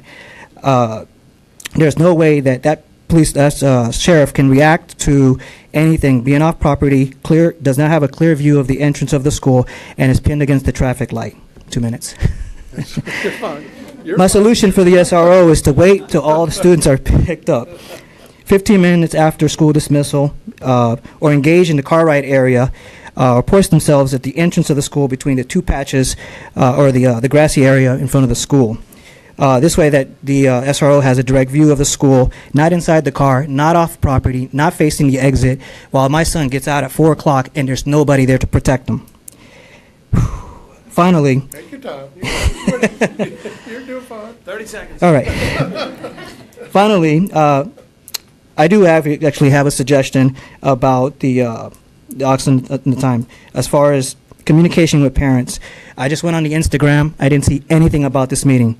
I went on the Facebook. I didn't see anything about the meeting within the last 2-3 months. Something this significant about a time change that's going to affect, as you heard, AP and all that stuff, after school activities. Something that important should be pushed from the schools. Instead of asking the schools, hey, do you want us to come to your school and talk about it?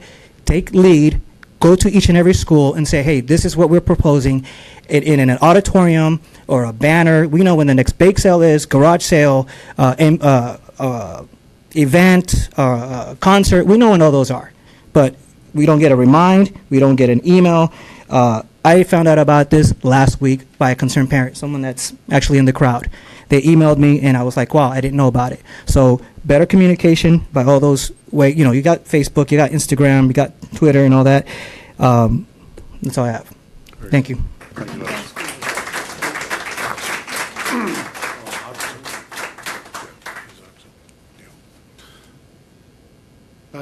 Nadine Singh.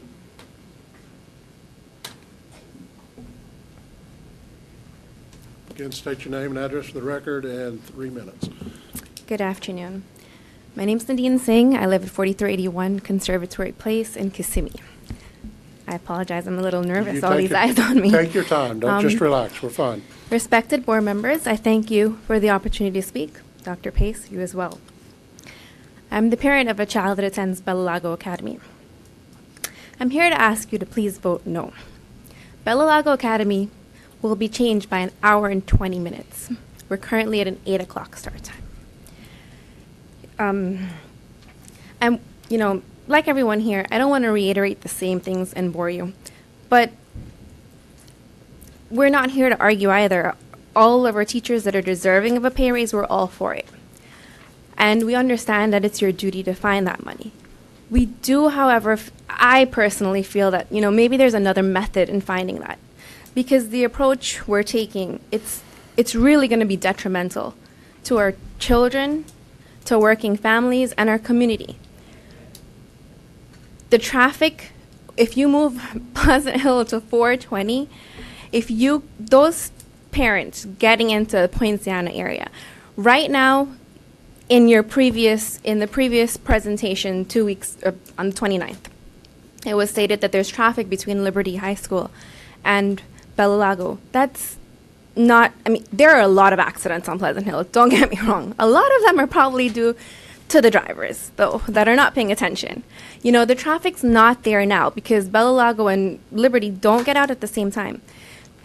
And the situation would be the same. If you move it to 420, the two schools would not be conflicted because Liberty would be moving much earlier. But then there comes in regular rush hour traffic. Our community, the roads are just not enough. That's going to be a major impact. The children as well, they're going to be enduring longer days. There's going to be no, you know, that's a K through 8 school. There's no rest, there's no downtime, you know, you're getting them home. Where do they get that little break? You have homework, you have to have a break somewhere. Younger kids do better starting early, not pushing them an hour and 20 minutes later. You know, parents, if there are parents with children in multiple tiers, they're going to have to, how do you manage that with a working family with an hour and 20 time? If, say, there's someone in high school with a high school student, they're dropping off at 7:20, the other kids are going for 9:20. I know we're here about the bus. Osceola County School District has approximately 60, or very close to 68,000 students. You're making this huge decision that will impact all of those families, 68,000 based on 26,000. Where is the say of the other 42,000 families? My mistake with the math. You know, your school vision states that you're here to work in partnership with families and the community to ensure all learners develop the essential knowledge and skills. Well, I'm a parent asking you to please consider that when you vote, how detrimental it will be. Not sure where my timing is, but Time's up. this was Go ahead not. and just wrap it up. In regards to your 5% of the parents responding to you, Dr. Pace, Bellalago is one of the schools that will be having a huge effect. The transportation board was at the SAC meeting yesterday. We're one of the 6, you're saying, out of all, you have a lot of schools. You're 6 or 8 schools that are going to be affected. Perhaps it would have been a better consideration to come to the ones that are so impacted before. We were made aware of it, thankfully, to the parent that created the petition online. Go ahead and wrap it up. I'm sorry, I apologize if I pronounce this incorrectly. Mr. Waitire, you're, you know, the one to represent our district. We as parents created a flyer. There was not a parent in the line that knew of this. We contacted the school, the PTO. They would not notify the parents. We did it on our own. If you would mind, if I can approach and give this to you, just consider it. Also, the petition. The 5% would have been a much higher number. And I have the social media. It would have been a much higher number. Ms. Singh, I'm going to have to ask you, go ahead and you know, just consider that. You're not, 5% is very minimal. Had we had the time, it would have been a greater number. Thank you, Ms. Singh. Dina Kortum? I heard a close. I see you sitting back. Hiding this time. We're hiding. Good evening. My name is Dina Cordum. I am a teacher at St. Cloud Middle School, and I have to say I would rather talk to a class of 8th graders. And you know how brutal they are. I want to reiterate some of the statements that some of the other parents have made, but from a teacher perspective. I agree that the communication was really lacking when it came to communicating with the families and the teachers that were affected by these changes. The transportation manager came to our school just last week, and we are also another one of those schools that is affected. And I have to say he was very rude and disrespectful to many of our staff when he was being asked questions. My heart is beating and racing. It's horrible, horrible, horrible. Let me explain the Pythagorean theorem. No, just kidding. So I find that really disheartening because we want to work with the board and with the school district in order to create the best learning environment for our students and to have our kids there on time and to have them there for a full day and being in our classroom and being productive. You know, personally, the start time, I don't care for it. Could I make it work with my family? If I had to. But it's really disheartening when you're told by somebody wink, wink, nod, nod, you're replaceable, basically. If you choose to leave, 2 or 3 other teachers will gladly come and take your place because they want the later start time. That's not right. That's not right for anybody to hear that. So getting input from the teachers that was affected, I think would have been very key. You sent out a survey about the school climate. Can't you send out a survey that asks me if I want to come to school at 9 a.m.? It's not that hard. Some things are kind of common sense. So those are things that we want to take into consideration. There's things like teachers that work after school jobs. I had a teacher text me just a little while ago, am I going to have a second job working the YMCA next year? Yeah, I don't know. If it goes to a later time, no, because the YMCA is not a morning program, so we can't substitute it with that. I have teachers that are in the classroom next door to me that have young children that go to Michigan Avenue. They zone them at Michigan Avenue so that their child can come to school with them in the morning and then they can walk to school. That teacher, who also already has limited income because they're a teacher for Osceola County, is now looking at, I have to pay $120 a month to put my child in before school care. That's disheartening. Telling parents they have to pay for service. Our kids can't even afford to buy lunch. And now you're saying, oh, no big deal to pay $30 a week for before school care. We have many, many students who walk their younger siblings home from Michigan Avenue every day after school. They need to be there for those little ones to cross 192, to get home to the state streets safely, to be in that kind of environment where they can help their family. We have kids that need to get back to the ranch to take care of their animals. We have kids that, yes, we're middle school, but we have some kids that have part-time jobs to support their family. What I'm hearing sitting here is nobody wants that later time. Nobody wants 9:20 to 4:20. Maybe we need to consider a 7, 8, and 9. Maybe we need to consider something totally different. I haven't lived in Florida my whole life, but I will tell you I'm from a place where they do hub students from a central busing location. I'm from a location that student schools are clustered by time based on vicinity to each other. So maybe we need to look at those other options. A 3-tier system sounds great. Saving money is great. But for me, considering how many employees are in the district, it's a few $100 in my pocket. Whatever. Keeping my premiums down, yeah, that'd be nice. Having a little bit more money, okay, a few $100. But I think it's really important that as a district that you look at how you are treating your employees and just be upfront with us. Be upfront with the parents. They're also your stakeholders. They're your biggest stakeholders because they put everybody in your job. They gave you those positions. So we have to listen to them. And you need to listen to your employees. Getting notified, now I knew about it a few weeks ago, but somebody said, oh, don't you know, they told you it was on the news in October. That's not how I want to hear about something that affects my job and affects my family. I have a kid in high school. I would have loved to go to a track meet this afternoon, but I couldn't. There's things, yes, there are concessions that every family has to make, but there's just some that it just doesn't really make sense. We've got teachers with after-school jobs. We have teachers leaving. They're hard to replace. You think bus drivers are hard to find? Try finding an ESC teacher.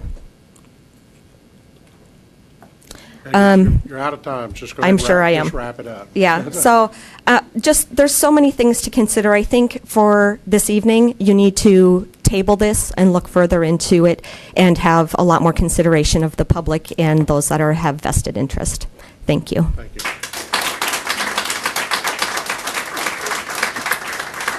I know one of you in the group, in the front group right there, you had something you wanted to give, I think, to us for the record or something. If you'll come up, take a minute or so and explain it, but we do need to kind of get moving here. Is there anybody else that wants to add a comment back? I did one of the little yellow clip. You did one? Yeah. You skipped her? I did, I guess. I don't know. You didn't want to hear me.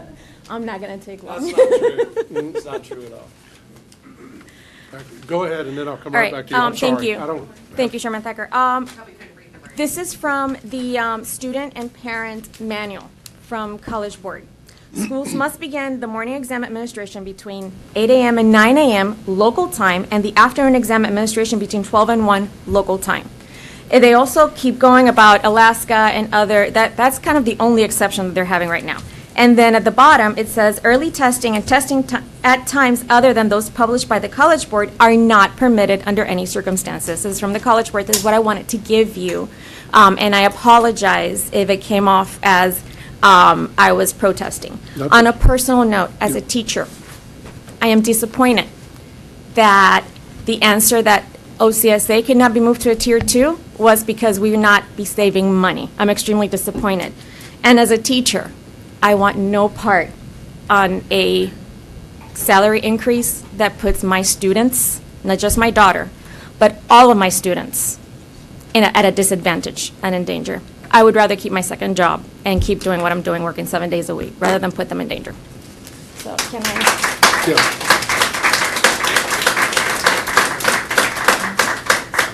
Thank you. I'll get this to you. Get out of time, right? Yep. Are you Christina? I'm sorry, I checked it with some. Christina. Christy. She's Christy.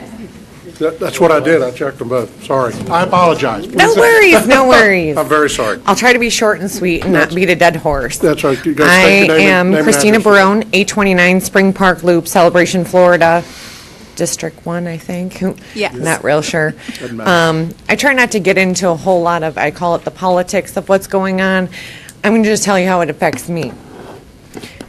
I'm a parent of a child who has ADHD. Just take your time, you're fine.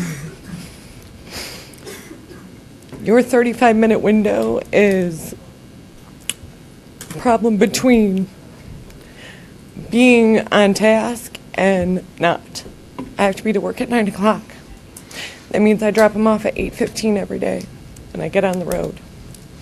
I drive 45 minutes to work, and I know 45 minutes for you might not be, or 35 minutes might not be a big deal, but when you have a child who is ADHD, who has to get ready, and you wait for the last minute to give him his medication, it makes a difference. Because getting that phone call from school that, he's not on task and there's a problem because, gym is the last period, which I'm thankful for, because if not, it would be a lot worse. But I think this affects other people in other districts a lot differently than it affects the people in Celebration, because we don't use transportation.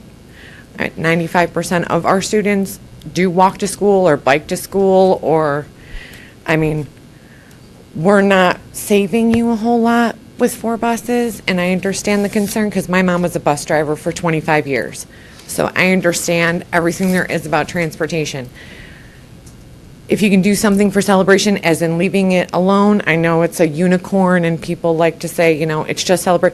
We're building a whole nother village. There's going to be another K-5 that's going to be in our town also. We're stated as a middle school. 2/3 of our school is elementary. It's not middle. We have 500 students that are middle and over 1,000 that are elementary. Your basis for making it into a middle school, I don't know why. If you guys could tell me why, if like 2/3 of it is elementary and 1/3 is middle, why you would put elementary kids in a middle school schedule, that would be the only answer or the only question I really have. Being the school is a K-8 and 75% is elementary and 25% is middle. I understand you have to tier things and, we're unlike the rest of the world and we're our own little bubble and, lots of people say what they have to say, but we really take care of ourselves in Celebration. We walk our kids to school, we take the bike to school, we don't really use busing, and they just started busing in theoretically when they added Evander and the other school next to the Emerson, next to the high school. So why is it staged to middle school? Do you have an answer for that? No, we'll talk about that Oh, in just okay, a sec. because that's my big, because No, primarily we are an I got your- elementary. I got your Yep. question written down. That's all I ask you to, think about that, because there are other ramifications, not just because it's a time point. I know there's at least, 27% that go to Celebration that are, 504 or, that have, other things that aren't just because of, a time frame. And if you've ever had a kid that's got ADHD, you know the minute it's on and the minute it's off. And I think that's because he's still getting dropped off at the same time. All right. Thank you. Thank you very much. Thank you. Okay, I do want to wrap up this portion, but is there one more person that has anything left, or? You have to come up to the podium, please. After you talk, will you get one of these and fill it out so we have it for the record, but just state your name and address for the record. And Melanie Lockmiller, and I'm at 902 East Columbia Avenue, Kissimmee, Florida. There's a couple concerns I have. I do have 3 children at 3 different levels. One of them has to take the bus because he is on the cutoff. That is my son that has ADHD and bipolar. I don't know if you know what it's like to get a child up who has to be on the bus early as it is, but with the time change, he will have to be up at 4:30 in the morning, get his medication in him, because it takes at least 45 minutes to an hour just to get the medication in him. I have 2 other kids as well. If he misses the bus, then we're all getting in the car, taking him to school, and my elementary school kid is going to miss. Okay, so this is like a domino effect. Middle school kids, I do a lot of volunteering at middle school, at Denjon and Mill Creek, a lot. And I don't know, I haven't heard anybody say it, but there's a lot of kids. We did have a hurricane about 1.5 years ago, and it impacted Kissimmee highly. We had a lot of people move in here, and there's a lot of people who stay in hotels. A lot of them depend on their siblings. So if they're coming from elementary, the middle schoolers come pick them up, or high school, vice versa, and they go home together. They take the city bus home. Unfortunately, what they're going to have to do now is wait in the park where a girl not too long ago almost got abducted. I don't know about you, but I don't want my children waiting for an hour on the corner. Okay, so that's a concern. I'm kind of confused on why Osceola County is comparing themselves to other counties.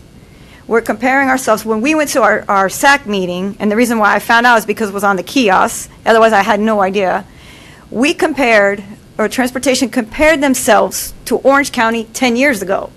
A lot's happened in 10 years. We've grown, they've grown, things have changed. I don't understand how they were comparing a 10-year status to now. Unfortunately, my oldest one, with his concerns, has a lot of doctor's appointments, okay? His future might be riding on a scholarship in sports.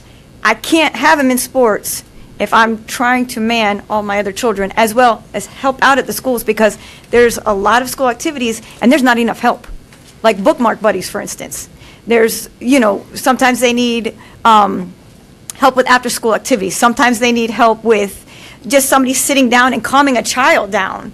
Little things like that, because they're not understanding what's going on in their everyday life. And the time change is not going to help needs. I, as a parent, work nights. I'm not going to be able to work nights anymore. This is not going to happen, because when I get home, I have enough time to get up, get my children ready, get all their sufficient needs taken care of, and make sure one's on the bus, make sure this one gets to school, make sure this one eats and gets here. It's not going to happen. My middle schooler's going through a hormonal change right now, and I know a lot of people have middle schoolers here, and it's quite fun. It's quite entertaining, but it's also some of the kids that he hangs around with do come to my house or do come to me and lean on me because they have nobody at home. There is nobody at home at that time, and they're wandering, getting themselves in trouble. Just go ahead and wind it up. Okay, that's pretty much so. If you could take into consideration and maybe propose even a half an hour change, or just give something other than just a plain old hour change to the schools, or maybe present something else to us so we can help kind of guide this whole process, it would be a lot concerning for us. What middle school are you again? Denjon. Well, I'm at Osceola High, Denjon, and Mill Creek Elementary. Okay, thank you. Okay. Okay. Will you get one of these in the back? Just bring it up here when you fill it I out. sure will. Thank you. you. Okay. Board, I'm going to go ahead and close. What would be the last one? Same thing with you. If you'll give your name, and then if you'll fill out a form and bring it up after that, please. So you have 3 minutes, same deal. Okay. Good afternoon, or evening now. Yeah. My name is Michelle Diaz. I live at 1794 Cheryl Lane, Kissimmee, Florida, 34744. So I have a child at Neptune. I actually work for the county. I work at the end of the county. I work at Hickory Tree. I have a student that we have choiced to St. Cloud High because Mr. Fancher is the best principal in the county. He's not here. He's sorry could he left slow and didn't clap hear that. himself. He'd be clapping. He could slow clap himself because they have an excellent gifted program and excellent teachers. So we have worked our lives to I drop off our high schooler, I go to work. I pick up our high schooler, I go to Neptune Middle, and I pick up 3 children, and I deliver them, and then I go home. Then we rush back out the door because we have dance activities down at Pleasant Hill, we have Taekwondo, and during the school year, we have golf. My son also does Odyssey at the Mind at the school.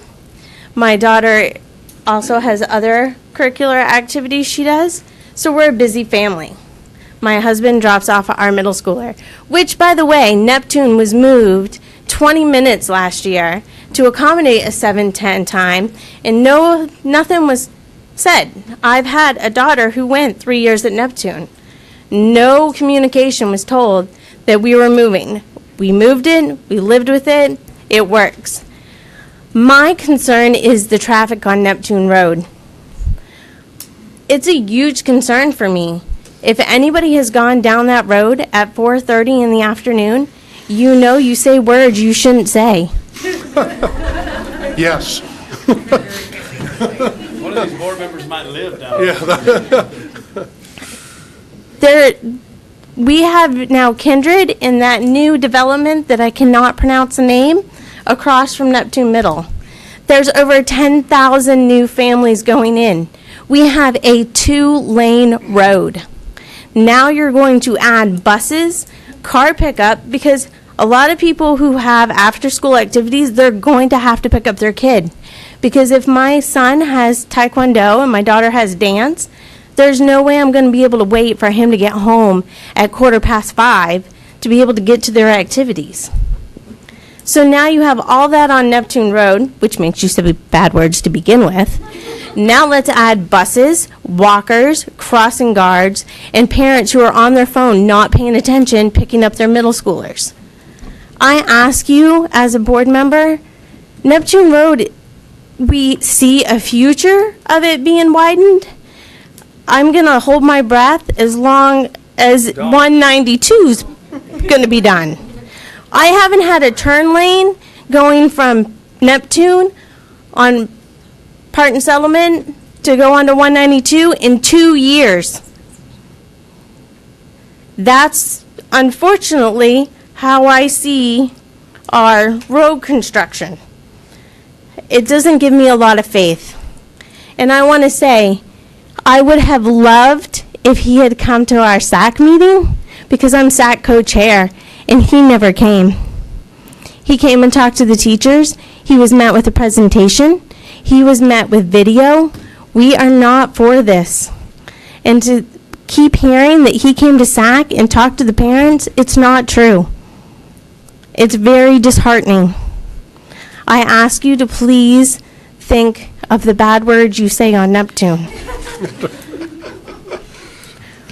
Our kids are involved in lots of things. We are a very large middle school, but we have parents who are there. We have a good SAC committee. Nobody wants this. If you would come to our SAC meeting, you would know. Please, vote no. Thank you. Okay, thank you. Again, Michelle, can you fill out one of these? Okay, we're going to close off the public comment portion and bring it back to the board for discussion. And you want to say something? Sure, go right ahead. Ms. Rios? Hello. Okay. So I apologize. My thoughts were a little everywhere, but these are just notes I've been taking along the way as I've heard these presentations. So my first concern was, I know that teachers have been asked to get a second job to help make up for the high insurance rates that they've gotten this past year. So I know that many of my teachers are now having a part-time job after school. So with these changes in the school's time, I feel like that would make the teachers' jobs harder because now they might have to look for a new part-time job with the changes in time. The second point that I have is I can see why you would want to change the start time to help reduce traffic, but by doing this, you're also reducing the number of buses that you're providing, and having less buses just means that each kid in that bus is not going to be driven to school, which would increase the amount of traffic. But then I was told that the same number of kids are going to fit into smaller buses. But I know that in some buses, at least 3 kids are being seated per row. So if you're going to have 4 kids per row now, I'm not even sure if that's legal, to be honest, because I don't even think they fit on the bench. Okay, my third point was about AP testing. I myself am taking 9 AP tests this year. That's a considerable amount, and I know many of my friends are also taking several AP tests. And I know at Harmony High School, at least, that the school pays for the AP test as long as we're taking it through the school. So I'm not sure this is true for other schools. But if it is, and then the start times are conflicting with the AP starting times, then the school will be losing money if kids aren't showing up for the test, which isn't beneficial for the school or for the county, I would say. Because if less kids are taking the AP test, then there's also less chance that the district makes money off these kids. Because I know if you pass the AP test, then the district gets paid for it. The fourth point I have is that we have 2 problems right now, which is traffic and then teachers being underpaid. And I understand why you would try to fix both of these problems in the same way, but clearly this is not the best solution because this is affecting several people's lives all at once. For instance, my friend, she's already had to cut down her EP schedule because she has a full-time job. She doesn't have a full-time job because she wants to work. I mean, what 17-year-old wants to have a full-time job? I don't think any 17-year-old wants that. But her father, unfortunately, has been diagnosed with cancer. So she has to help now for around the house and make up for these costs. So she's sacrificing her education already to be working. Just recently, just this week, Harmony High School has changed the bell schedule in the middle of the school year. So these 10 minutes that they changed their bell schedule by is already setting her back because now she's going to be late to work every single day. So how is that going to work out when she gets fired and then she can no longer help pay for her father's medications? And then my 5th point is just, obviously the main concern here is that there's not enough roads and that traffic is getting to be too much. So I was just wondering if we've talked to, I'm not sure what these people are called, but the people who work with the roads and their building, and have we asked them to build more roads and why it's taking so long for the roads that are being built to take so much time. Thank you. Thank you.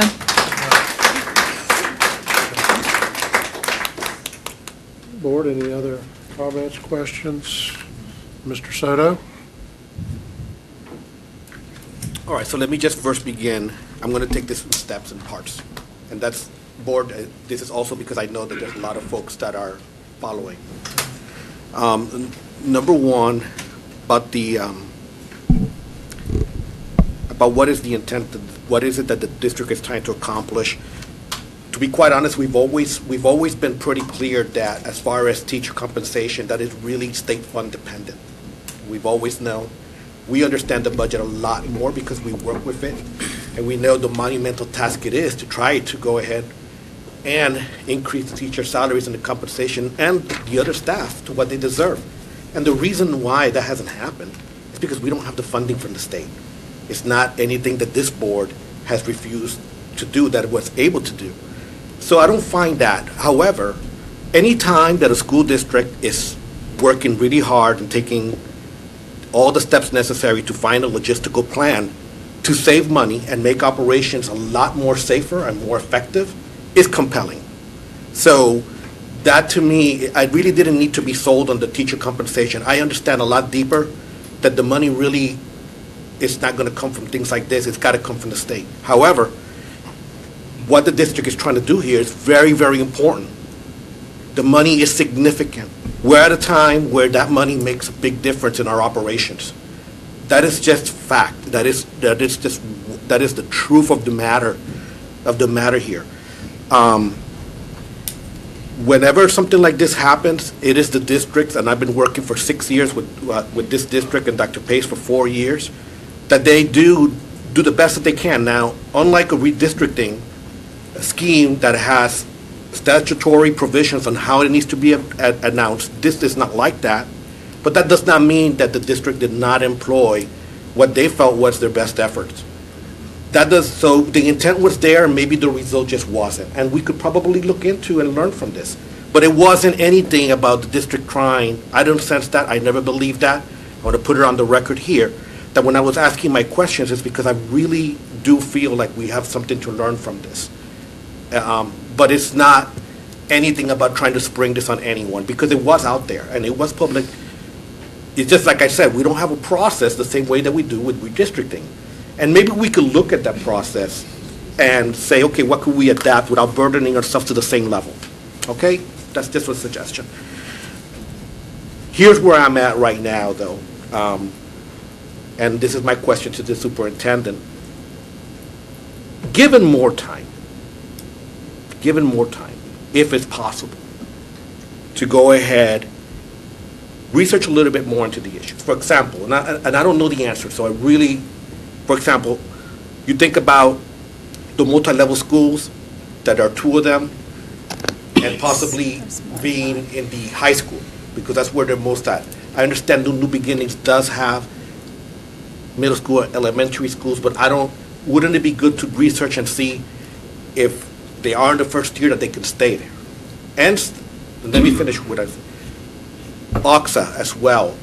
Would it be, given that something needs to change, research where that goes? Celebration K-8, is it really 4 buses? What impact could that have? We could be coming back here with the same plan. The district can present to the board and say, look, we've done this thing now. Here's the more details. Here's the plan that we have, and we consider that, including, with the concerns that the parents have right now. A lot of them are saying that they did not have enough notice. Like I said, there's responsibility on both sides, and we're going to figure out ours, in all fairness. Would it help?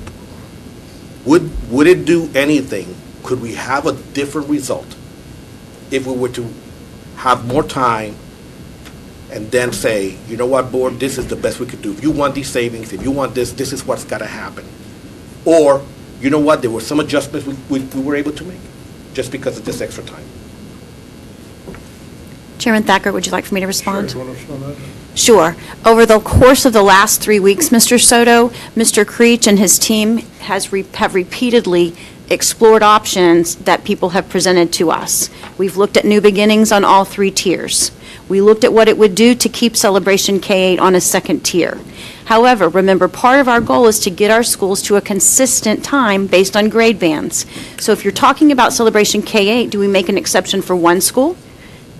Or do we look at Westside K-8 and Bella Lago K-8 as well in terms of what that would be? And everybody would love to have that second tier slot. 8:20 to 3:20, 8 to 3 o'clock would be ideal for everybody in the district. If we could transport all of our students at that time, wonderful. We don't have the operational budget or the means to recruit enough drivers to be able to do that. So I would not be in favor of recommending to the board, although I'm going to do whatever you tell me to do, sir, that we look at one-offs for one school or this school or the other school. Not that all schools aren't special. They all are special. They all have unique needs. But when you talk about trying to move Bella Lago Academy, Westside K-8, and Celebration K-8 to the middle tier, you're adding about 20 buses to that second tier, because that's where all of our elementary schools are already served. Keep in mind as well that with our choice program, while we have, I thought it was 5 buses, 1 regular ed and 4 special needs buses. Remember, the special needs buses have a greater cost than a regular ed bus, because in addition to the driver, the fuel, the maintenance, you also have an attendant on each of those buses. But you also have the students who are choice. 20% of the students who attend Celebration K-8 today do so on choice. So they don't live in the Celebration neighborhood. They aren't walking or biking to school. So we have been exploring all of those options. Every email that we've gotten, every suggestion that we've gotten, we've been looking at to explore. We'll continue to do the math if you want to, but part of my reasoning for putting this before the board today for a decision, unless the board directs us otherwise, is because that then gives us now until the end of school in May, to make sure that we have the extended learning programs that we need to meet the needs of our parents in August, to make sure that all parents have an opportunity to hear the message, because clearly, as you've said, we had some fault lines in our communication plan. We've missed the mark in some respects, even though we've certainly tried to make sure that we have been in communication with folks. But what you see before you now is a proposal that's driven more by numbers, data, than by emotion, but at the same time, we never forget the needs of our parents, the needs of our teachers, the needs of our students. And just to clarify the advanced placement piece, I apologize that I didn't give you correct information on that. I worked with our research and accountability team on the school day SAT. That would not have to be impacted by the 9:10 start time. AP exams are scheduled by the College Board across the nation, either at 8 or 12 on specific dates. So our students at traditional high schools that are taking a 12 o'clock exam have to make arrangements to stay late and finish that exam. In this case, it would just simply be the opposite. Our students at OXA taking an 8 o'clock exam would make arrangements. We would work with them to come early, and they would be done at 12. Although from 12 to 4, that afternoon time, they would be there. So it's a matter of where those advanced placement kids are having to make adjustments to meet those College Board regulations. And I apologize that I didn't communicate that well.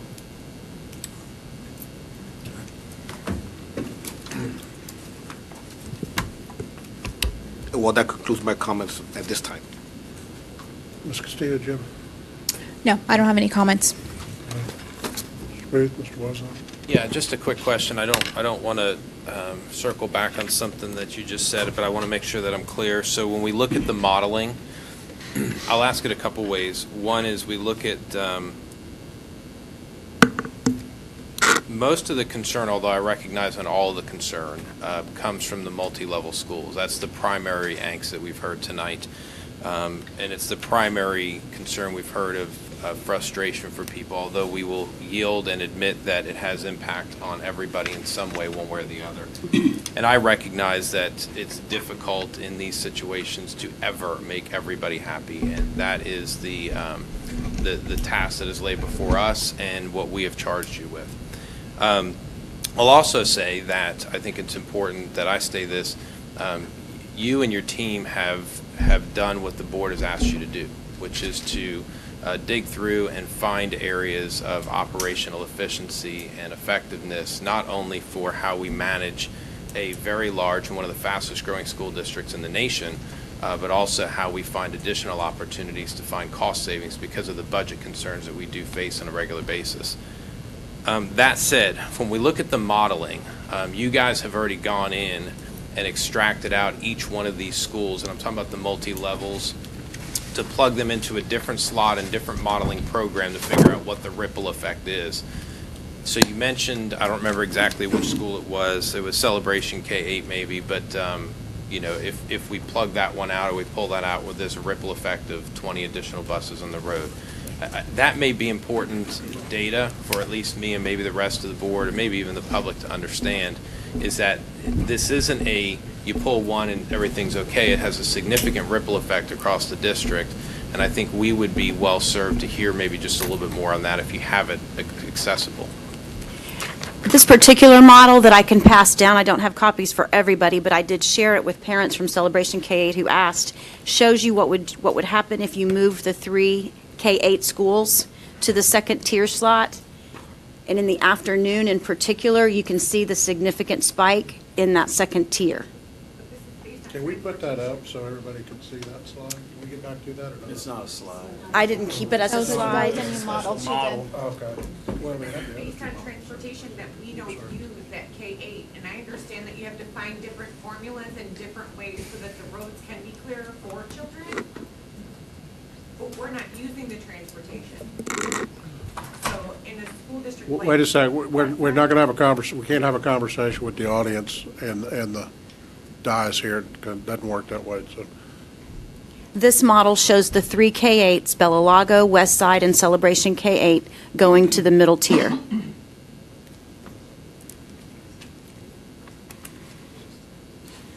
And it would be cost prohibitive. Yeah, I see it. As soon as I look at it, I see it.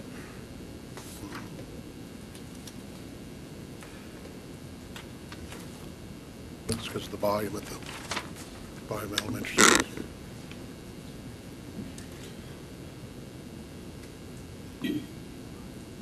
Tim, are you thinking?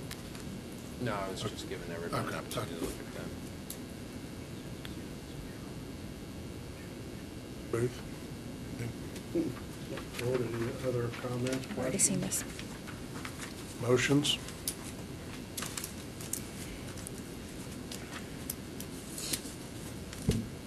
Yeah, I'll say this. I understand that it's difficult, and I understand the impact that these type of things have on us. All of us have been or are parents in the school district ourselves and have had to manage and navigate a lot of the similar concerns that you guys shared tonight, to be really honest with you. And so none of what you've shared is lost on us. I think, as Mr. Soto said very, very well, I think there's certainly a learning opportunity here of any time we're looking at something like this, that we maybe deploy a different strategy in advance to try to be more effective in our communication to the community. I will say, however, I don't have any doubt whatsoever in the desire from the staff of the school district to be engaged with the community and communicate as much as possible. What you'll want to know is that if we go to every single school, then what we hear is, well, you spoke to this subset of the school, but not that subset of the school, or you put it on the marquee, or you put it on Facebook, but you didn't put it on Twitter. And so there does become a situation where it doesn't matter how much we communicate or what methods we use, somebody ultimately ends up saying, well, I didn't hear about that. And I understand that. I respect that. We all deal with those difficult circumstances in each aspect of our lives. So, I will yield the fact that going forward, as the board is looking at these type of things, I think you will hear a clear consensus from everybody, at least that's my assumption, that we will work to be further in advance and more communicative with it. I'll go back, though. It is important to note this isn't something that anybody's springing on anybody. As noted, this conversation has been happening for many years. I've been on the board all of those years, and I've been a part of those conversations. We have looked at and poked holes in this a number of different ways over at least the last 3 years to try to figure out what is the right solution. And so I think that is just important for everybody to know. I recognize you may not like that comment, or it may not sit well with you, but it is the facts and it is the truth and it is where we are. Board, I got to tell you, I don't see a winning solution that's going to make everybody happy. I recognize we have to do what we do. I'll make a motion to approve the superintendent's recommendations. I'm going to second the motion with comment. In the end, we're here, and we have to be, at least I take the approach that I have to be dispassionate as to the decision that I make. And this is in direct response to the superintendent's comment about how they work with processes that have to rely on real, actual data, and not what really feels good for us for the most part. We like it when they align, and I see it the same way. I've made my comments earlier. I think that going forward, again, finding no lack of well intent on the part of the district that we can do better. But in the end, the decisions that we have to make, they're difficult.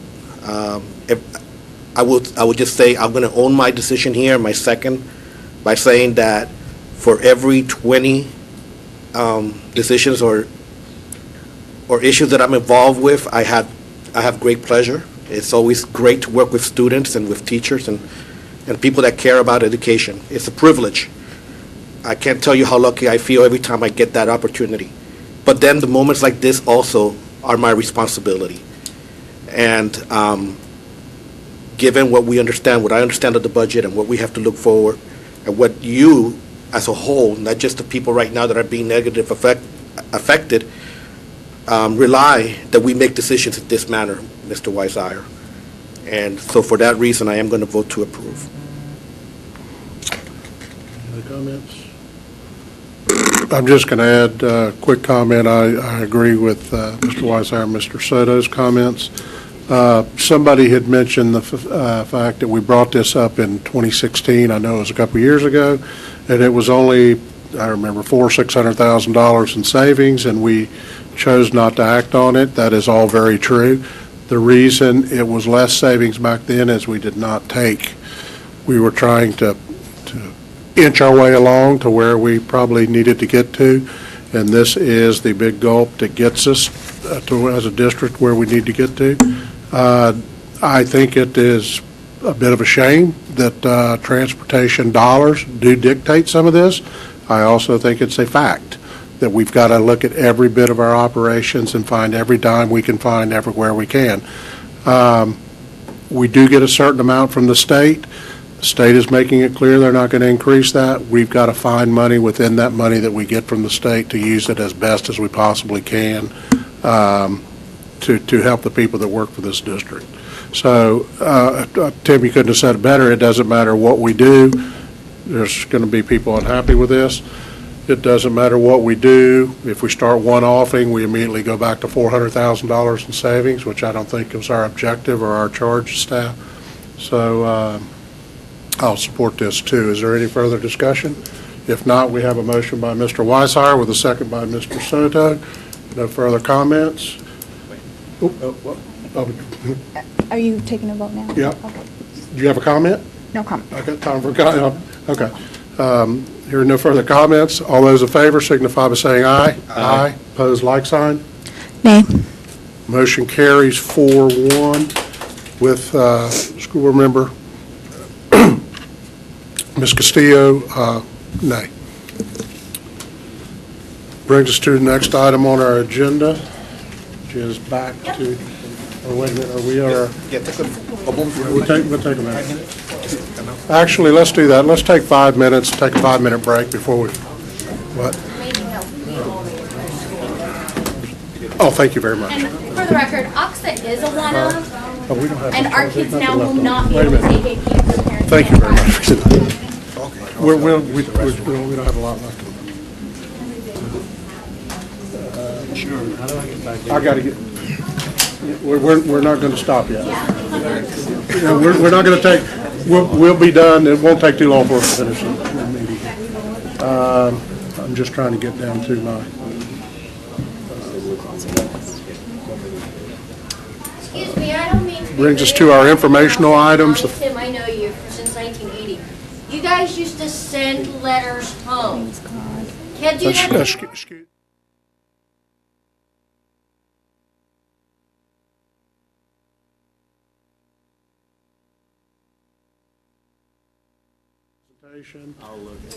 The information on the summer bridge what?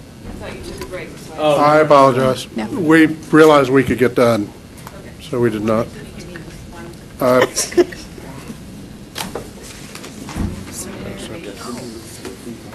You're going to information items. I apologize, Tanya. Are you good to go? First two information items, 12.1 and 12.2, we've covered. Information on the summer bridge program. Is Stacy Burdette going to do that? Or are we? If you have questions, this Assistant Supes and I can try to answer your questions. Okay. No, I don't. I had on here that she was going to do a presentation. If it's in our, No, we're good. That we're fine then. Okay. You look disappointed in this. I know. No, I'm really okay. That brings us to our regular agenda, board. Your pleasure. Mr. Chairman, Yes. on item 1301 of the regular information and technology service, I make a motion to approve. Second. Have a motion for item 13.01 for approval by Mr. Soto, with a second by Mr. Booth. Ms. I need Castillo, to- you have a comment? I have a comment. I need to abstain from voting based on the fact that this pertains to my employer. Okay. Mr. Chairman, Yes. for the record, she will She'll file. fill out the appropriate. I've already paperwork. filed. Thank you. Needs to be Thank you. Board, any further comments or discussion? Hearing none. All those in favor signify by saying aye. Aye. Opposed, like sign. Motion carries 4-0 with one abstention. Mr. Chairman, Yes. on item 14.05, on the regular facilities, I make a motion to approve. That's the overall. Second. Have a motion by Mr. Soto, approve item 14.05, with a second by Mr. Booth. Board, any further discussion on any of these items? Hearing none, all those in favor signify by saying aye. Aye. Opposed, like sign, motion carries 5-1. 5-1. 5-0, I'm sorry. Yeah, 6 board We added a board member down there somewhere? Let's be honest, Mr. Kruppenbacher's been wanting to be the city. Did you vote no on that? The 6 Backstreet Boy. I don't know where I got one. I apologize. I am tired. I apologize. 5-0. We finished the school start times. Dr. Pace, do you have any other comments you'd like to discuss? Mr. Kruppenbacher? Yes, two quick items. One, we were advised, I was by the city attorney at the city of Kissimmee, that staff at the city will be recommending against our application to allow us to build a school at the Yates Road Really? site. Wow. Okay. I was told verbally, it's too close, but it's too close. I am perplexed by that since they put a charter school right at the airport. But we're waiting for the written document. I may not be at your next board meeting because it's the same night as the Kissimmee meeting, and we are going to the full commission on the item. Okay. As soon as we get what the written report is, I'll make sure we disseminate it to you immediately so you know what actually has been raised. The second item, Mr. Chairman, I'll defer to you later on. Okay, yep. Some direction. Yep, okay. I will get to that under the board member comments. So recommendation from the city to deny the request to build a school on the Yates Road property because of the proximity to the airport. That's what was. Is it closer than Thacker Elementary? I was going to say, Osceola High School? Or Osceola. It was too close. That's all it was said. So we're waiting to see the actual written document. Interesting. Okay, well, we'll wait and see what it is instead of conjecturing. Yeah. No, it is interesting. I mean, Thacker Elementary, Osceola High School, Trade Logistics. Okay. Yeah. Seems At like the it. airport. Yeah. Okay. Brings us to any board comments. Board members, any comments? I do have some. Just briefly, I'd just like to mention to our student representative, I didn't get your name again. Oh, Valeria Rios. Valeria Rios, that I'm very proud of you. I think that you were very eloquent in your comments, and they did help, me understand the situation a lot better. It wasn't just the parents, but you as well, which we had a student's voice, and I appreciate it. Thank you. Well done. Thank you. I'm going to piggyback on that. I was going to say this anyway. Yeah. Mr. Soto, I want to tell you, very much appreciated and very impressed with you tonight, your analysis, your commentary, your approach. I really was. I mean, and I appreciated hearing you and hearing you think through and talk through the process tonight. So thank you. I learned a lot and benefited from it tonight. Thank you. Tim, I appreciate that. Yeah, it's worth noting publicly. That's pushing it again. That's twice. Mr. Booth, I'd like you to know you accomplished nothing this evening. We are all like all your input. Less intelligent for having listened to you this evening. May God have mercy on your soul. Any other comments, Mr. Weiser? No, sir. Mr. Booth? No, he doesn't want to. I have one thing that I want to bring up. We had a workshop today on our health center, and kind of like to get some direction from the board on kind of what we want to do here. We've got our current contract is coming up in, is it April 1st or April 30th? April 24th. April 24th. Figures I can get it right no matter what. So we're kind of getting a time being of the essence on some of these things. We've also got our consultants contract that's floating out there still. Anybody have any thoughts, any directions? Frank, do you have any thoughts, directions? Dr. Pace, open it up to any of y'all on what we should do or what y'all thought of the information today, or?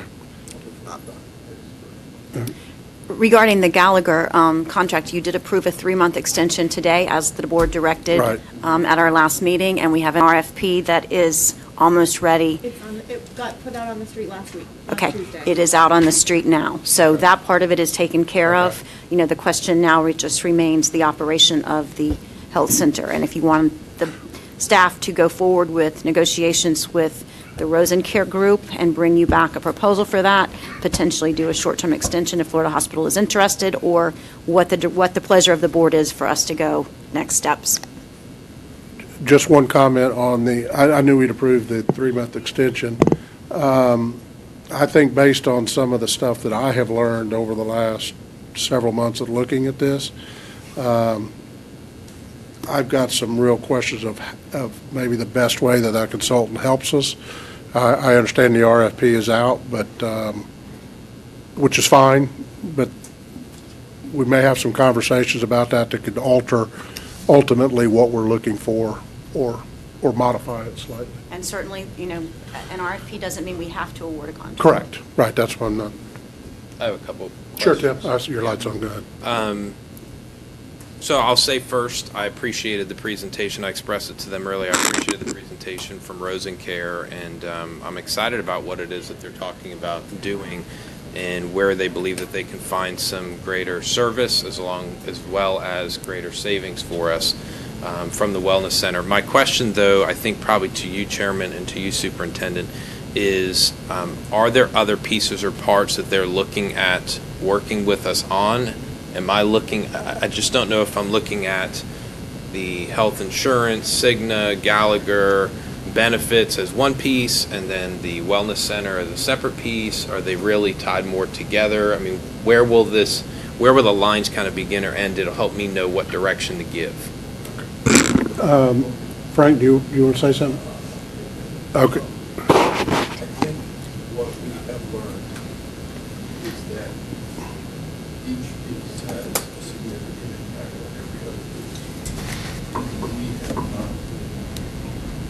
We have not had the expertise on our side of the table to understand those pieces and how to leverage and disrupt the center.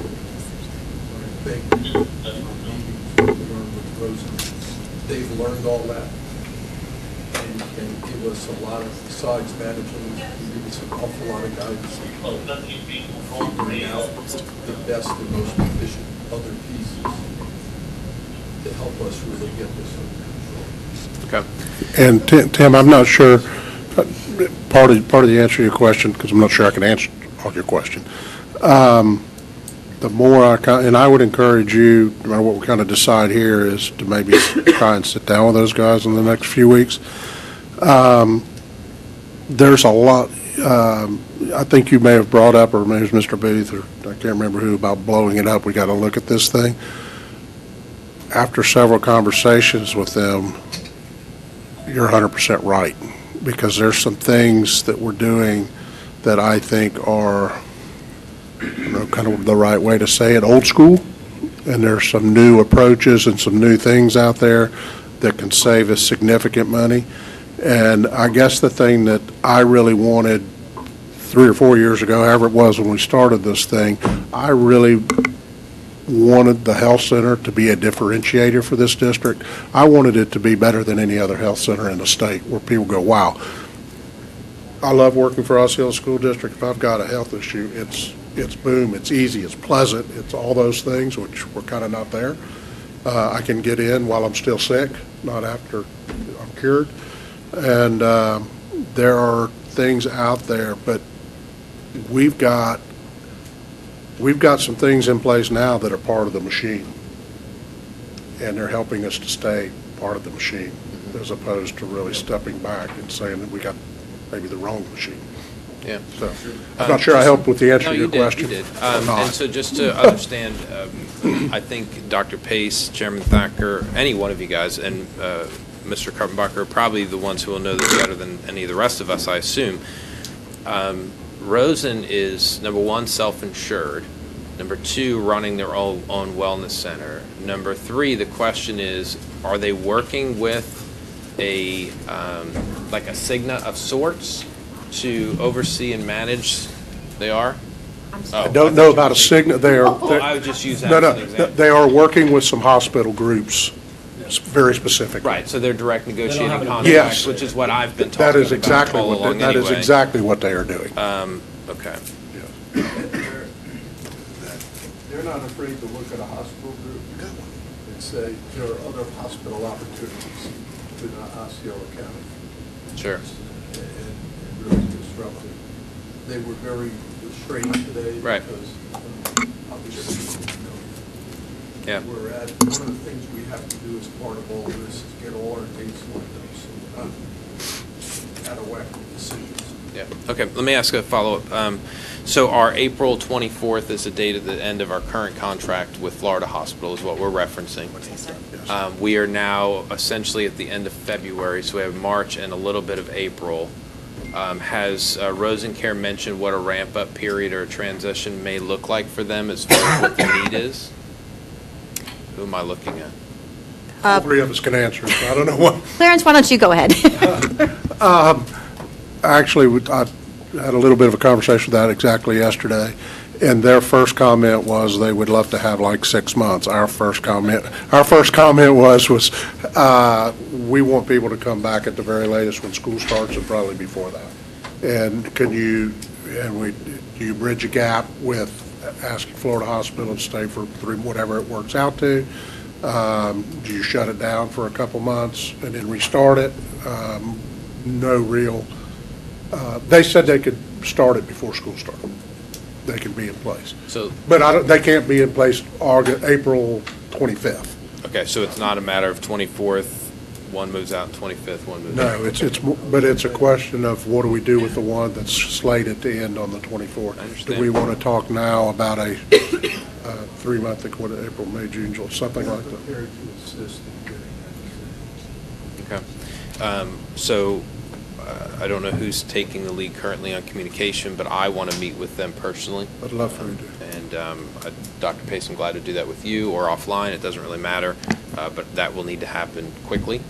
I would then also say, board, at least my opinion is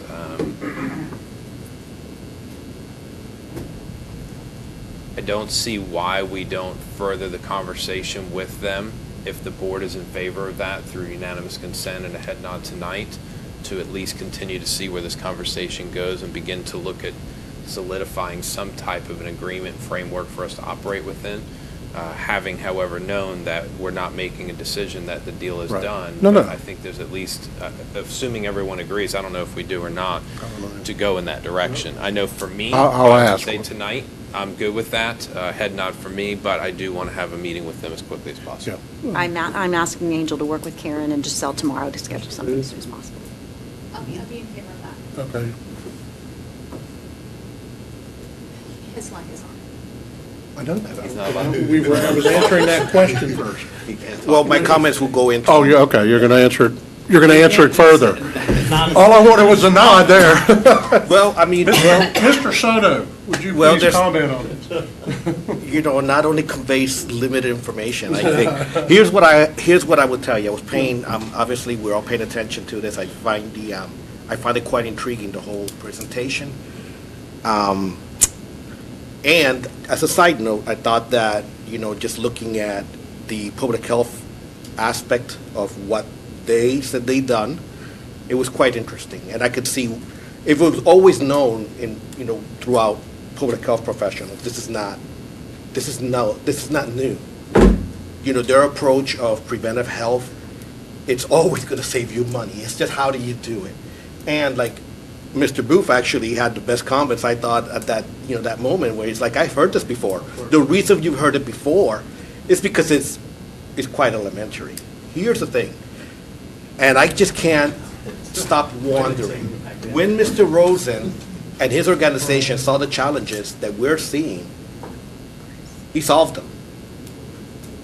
And yet I can't, I mean, I'm pretty sure later on, Dr. Pace, you'll explain to me why we as an organization cannot do it. Why we as an organization cannot take this problem and apply the same solutions, or, build upon what is really out there in the public domain on how to manage these healthcare, costs and manage our clinic. Can we get that expertise? Can we bring it in?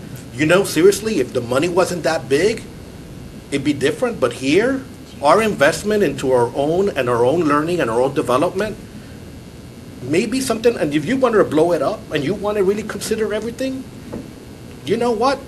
Let's at least consider handling and tackling this on our own by bringing in our expertise as part of our administration. One thing they offered to us, or one thing they've mentioned is, somebody asked a question today, are they in this business or something? And I had asked that a while back, and they said, we don't know what this is, but they said, we don't know where this will go. It may be in 3 years, 5 years, 4 years, some time period, where you may say, we think we'd like to do this, and we'll turn it take it over, from us. and they turn it over. Maybe They're that's the- fi- maybe that's they're the- fine with that as part of the, And maybe that could be a long-term solution. They actually started out with us saying, I think they say it again, their ideal would be to get us up running and really understanding stays out of it. This is not Harris Rosen's goal to be this business in terms of ADs, but it's really to kind of let us learn everything, have them help us. They're very find it, proud that it and then works. they- And that may they be- move on. it's And a basically piece of pride. guide a little here and there, but they're not actively involved. Well, good, I'm glad to hear that. It's a little bit. Chairman, if there is consensus, can the board agree on a board member who I could work with, the superintendent, on talking about the terms of the contract? We can agree it's not Mr. Soto. I don't want it, but that's your problem. Just kidding. Contracts is like writing the kind of things that I do, but no. Yeah, I mean, so I would say, my opinion is, let Mr. Thacker continue the work he's been doing. He's already deeply invested in the conversation. He's very keyed in on this whole space and what it is we're trying to do, both from the health side and from the finance side. I think we'd be very well served if Mr. Thacker was willing to take the lead on behalf of the board. for I'm that. fine with that if y'all are comfortable with that. Certainly, if it comes back. Yeah. Anyway. I think Clarence can do this. He's got more time on his hands. Absolutely. Yeah. Any other comments, or we have a consensus on that? Sounds good. All right. Any other comments or questions for this meeting? If not, oh, wait a minute. I'm sorry, you made comments earlier, but you're the last on the agenda to make any comments or questions, if you have any, from your first meeting. I just want to say thank you so much for having me. It's been a really great time and a great experience. Oh, my gosh. Maybe the next one will be a really great experience. And I'm looking forward to the next meeting, so thank you. And I Ready to hope be a public official yet? So, Thank you. we're good. Thank you Look for being forward here. to having you Yes. 2 more times. Two more times. Board, we will stand adjourned.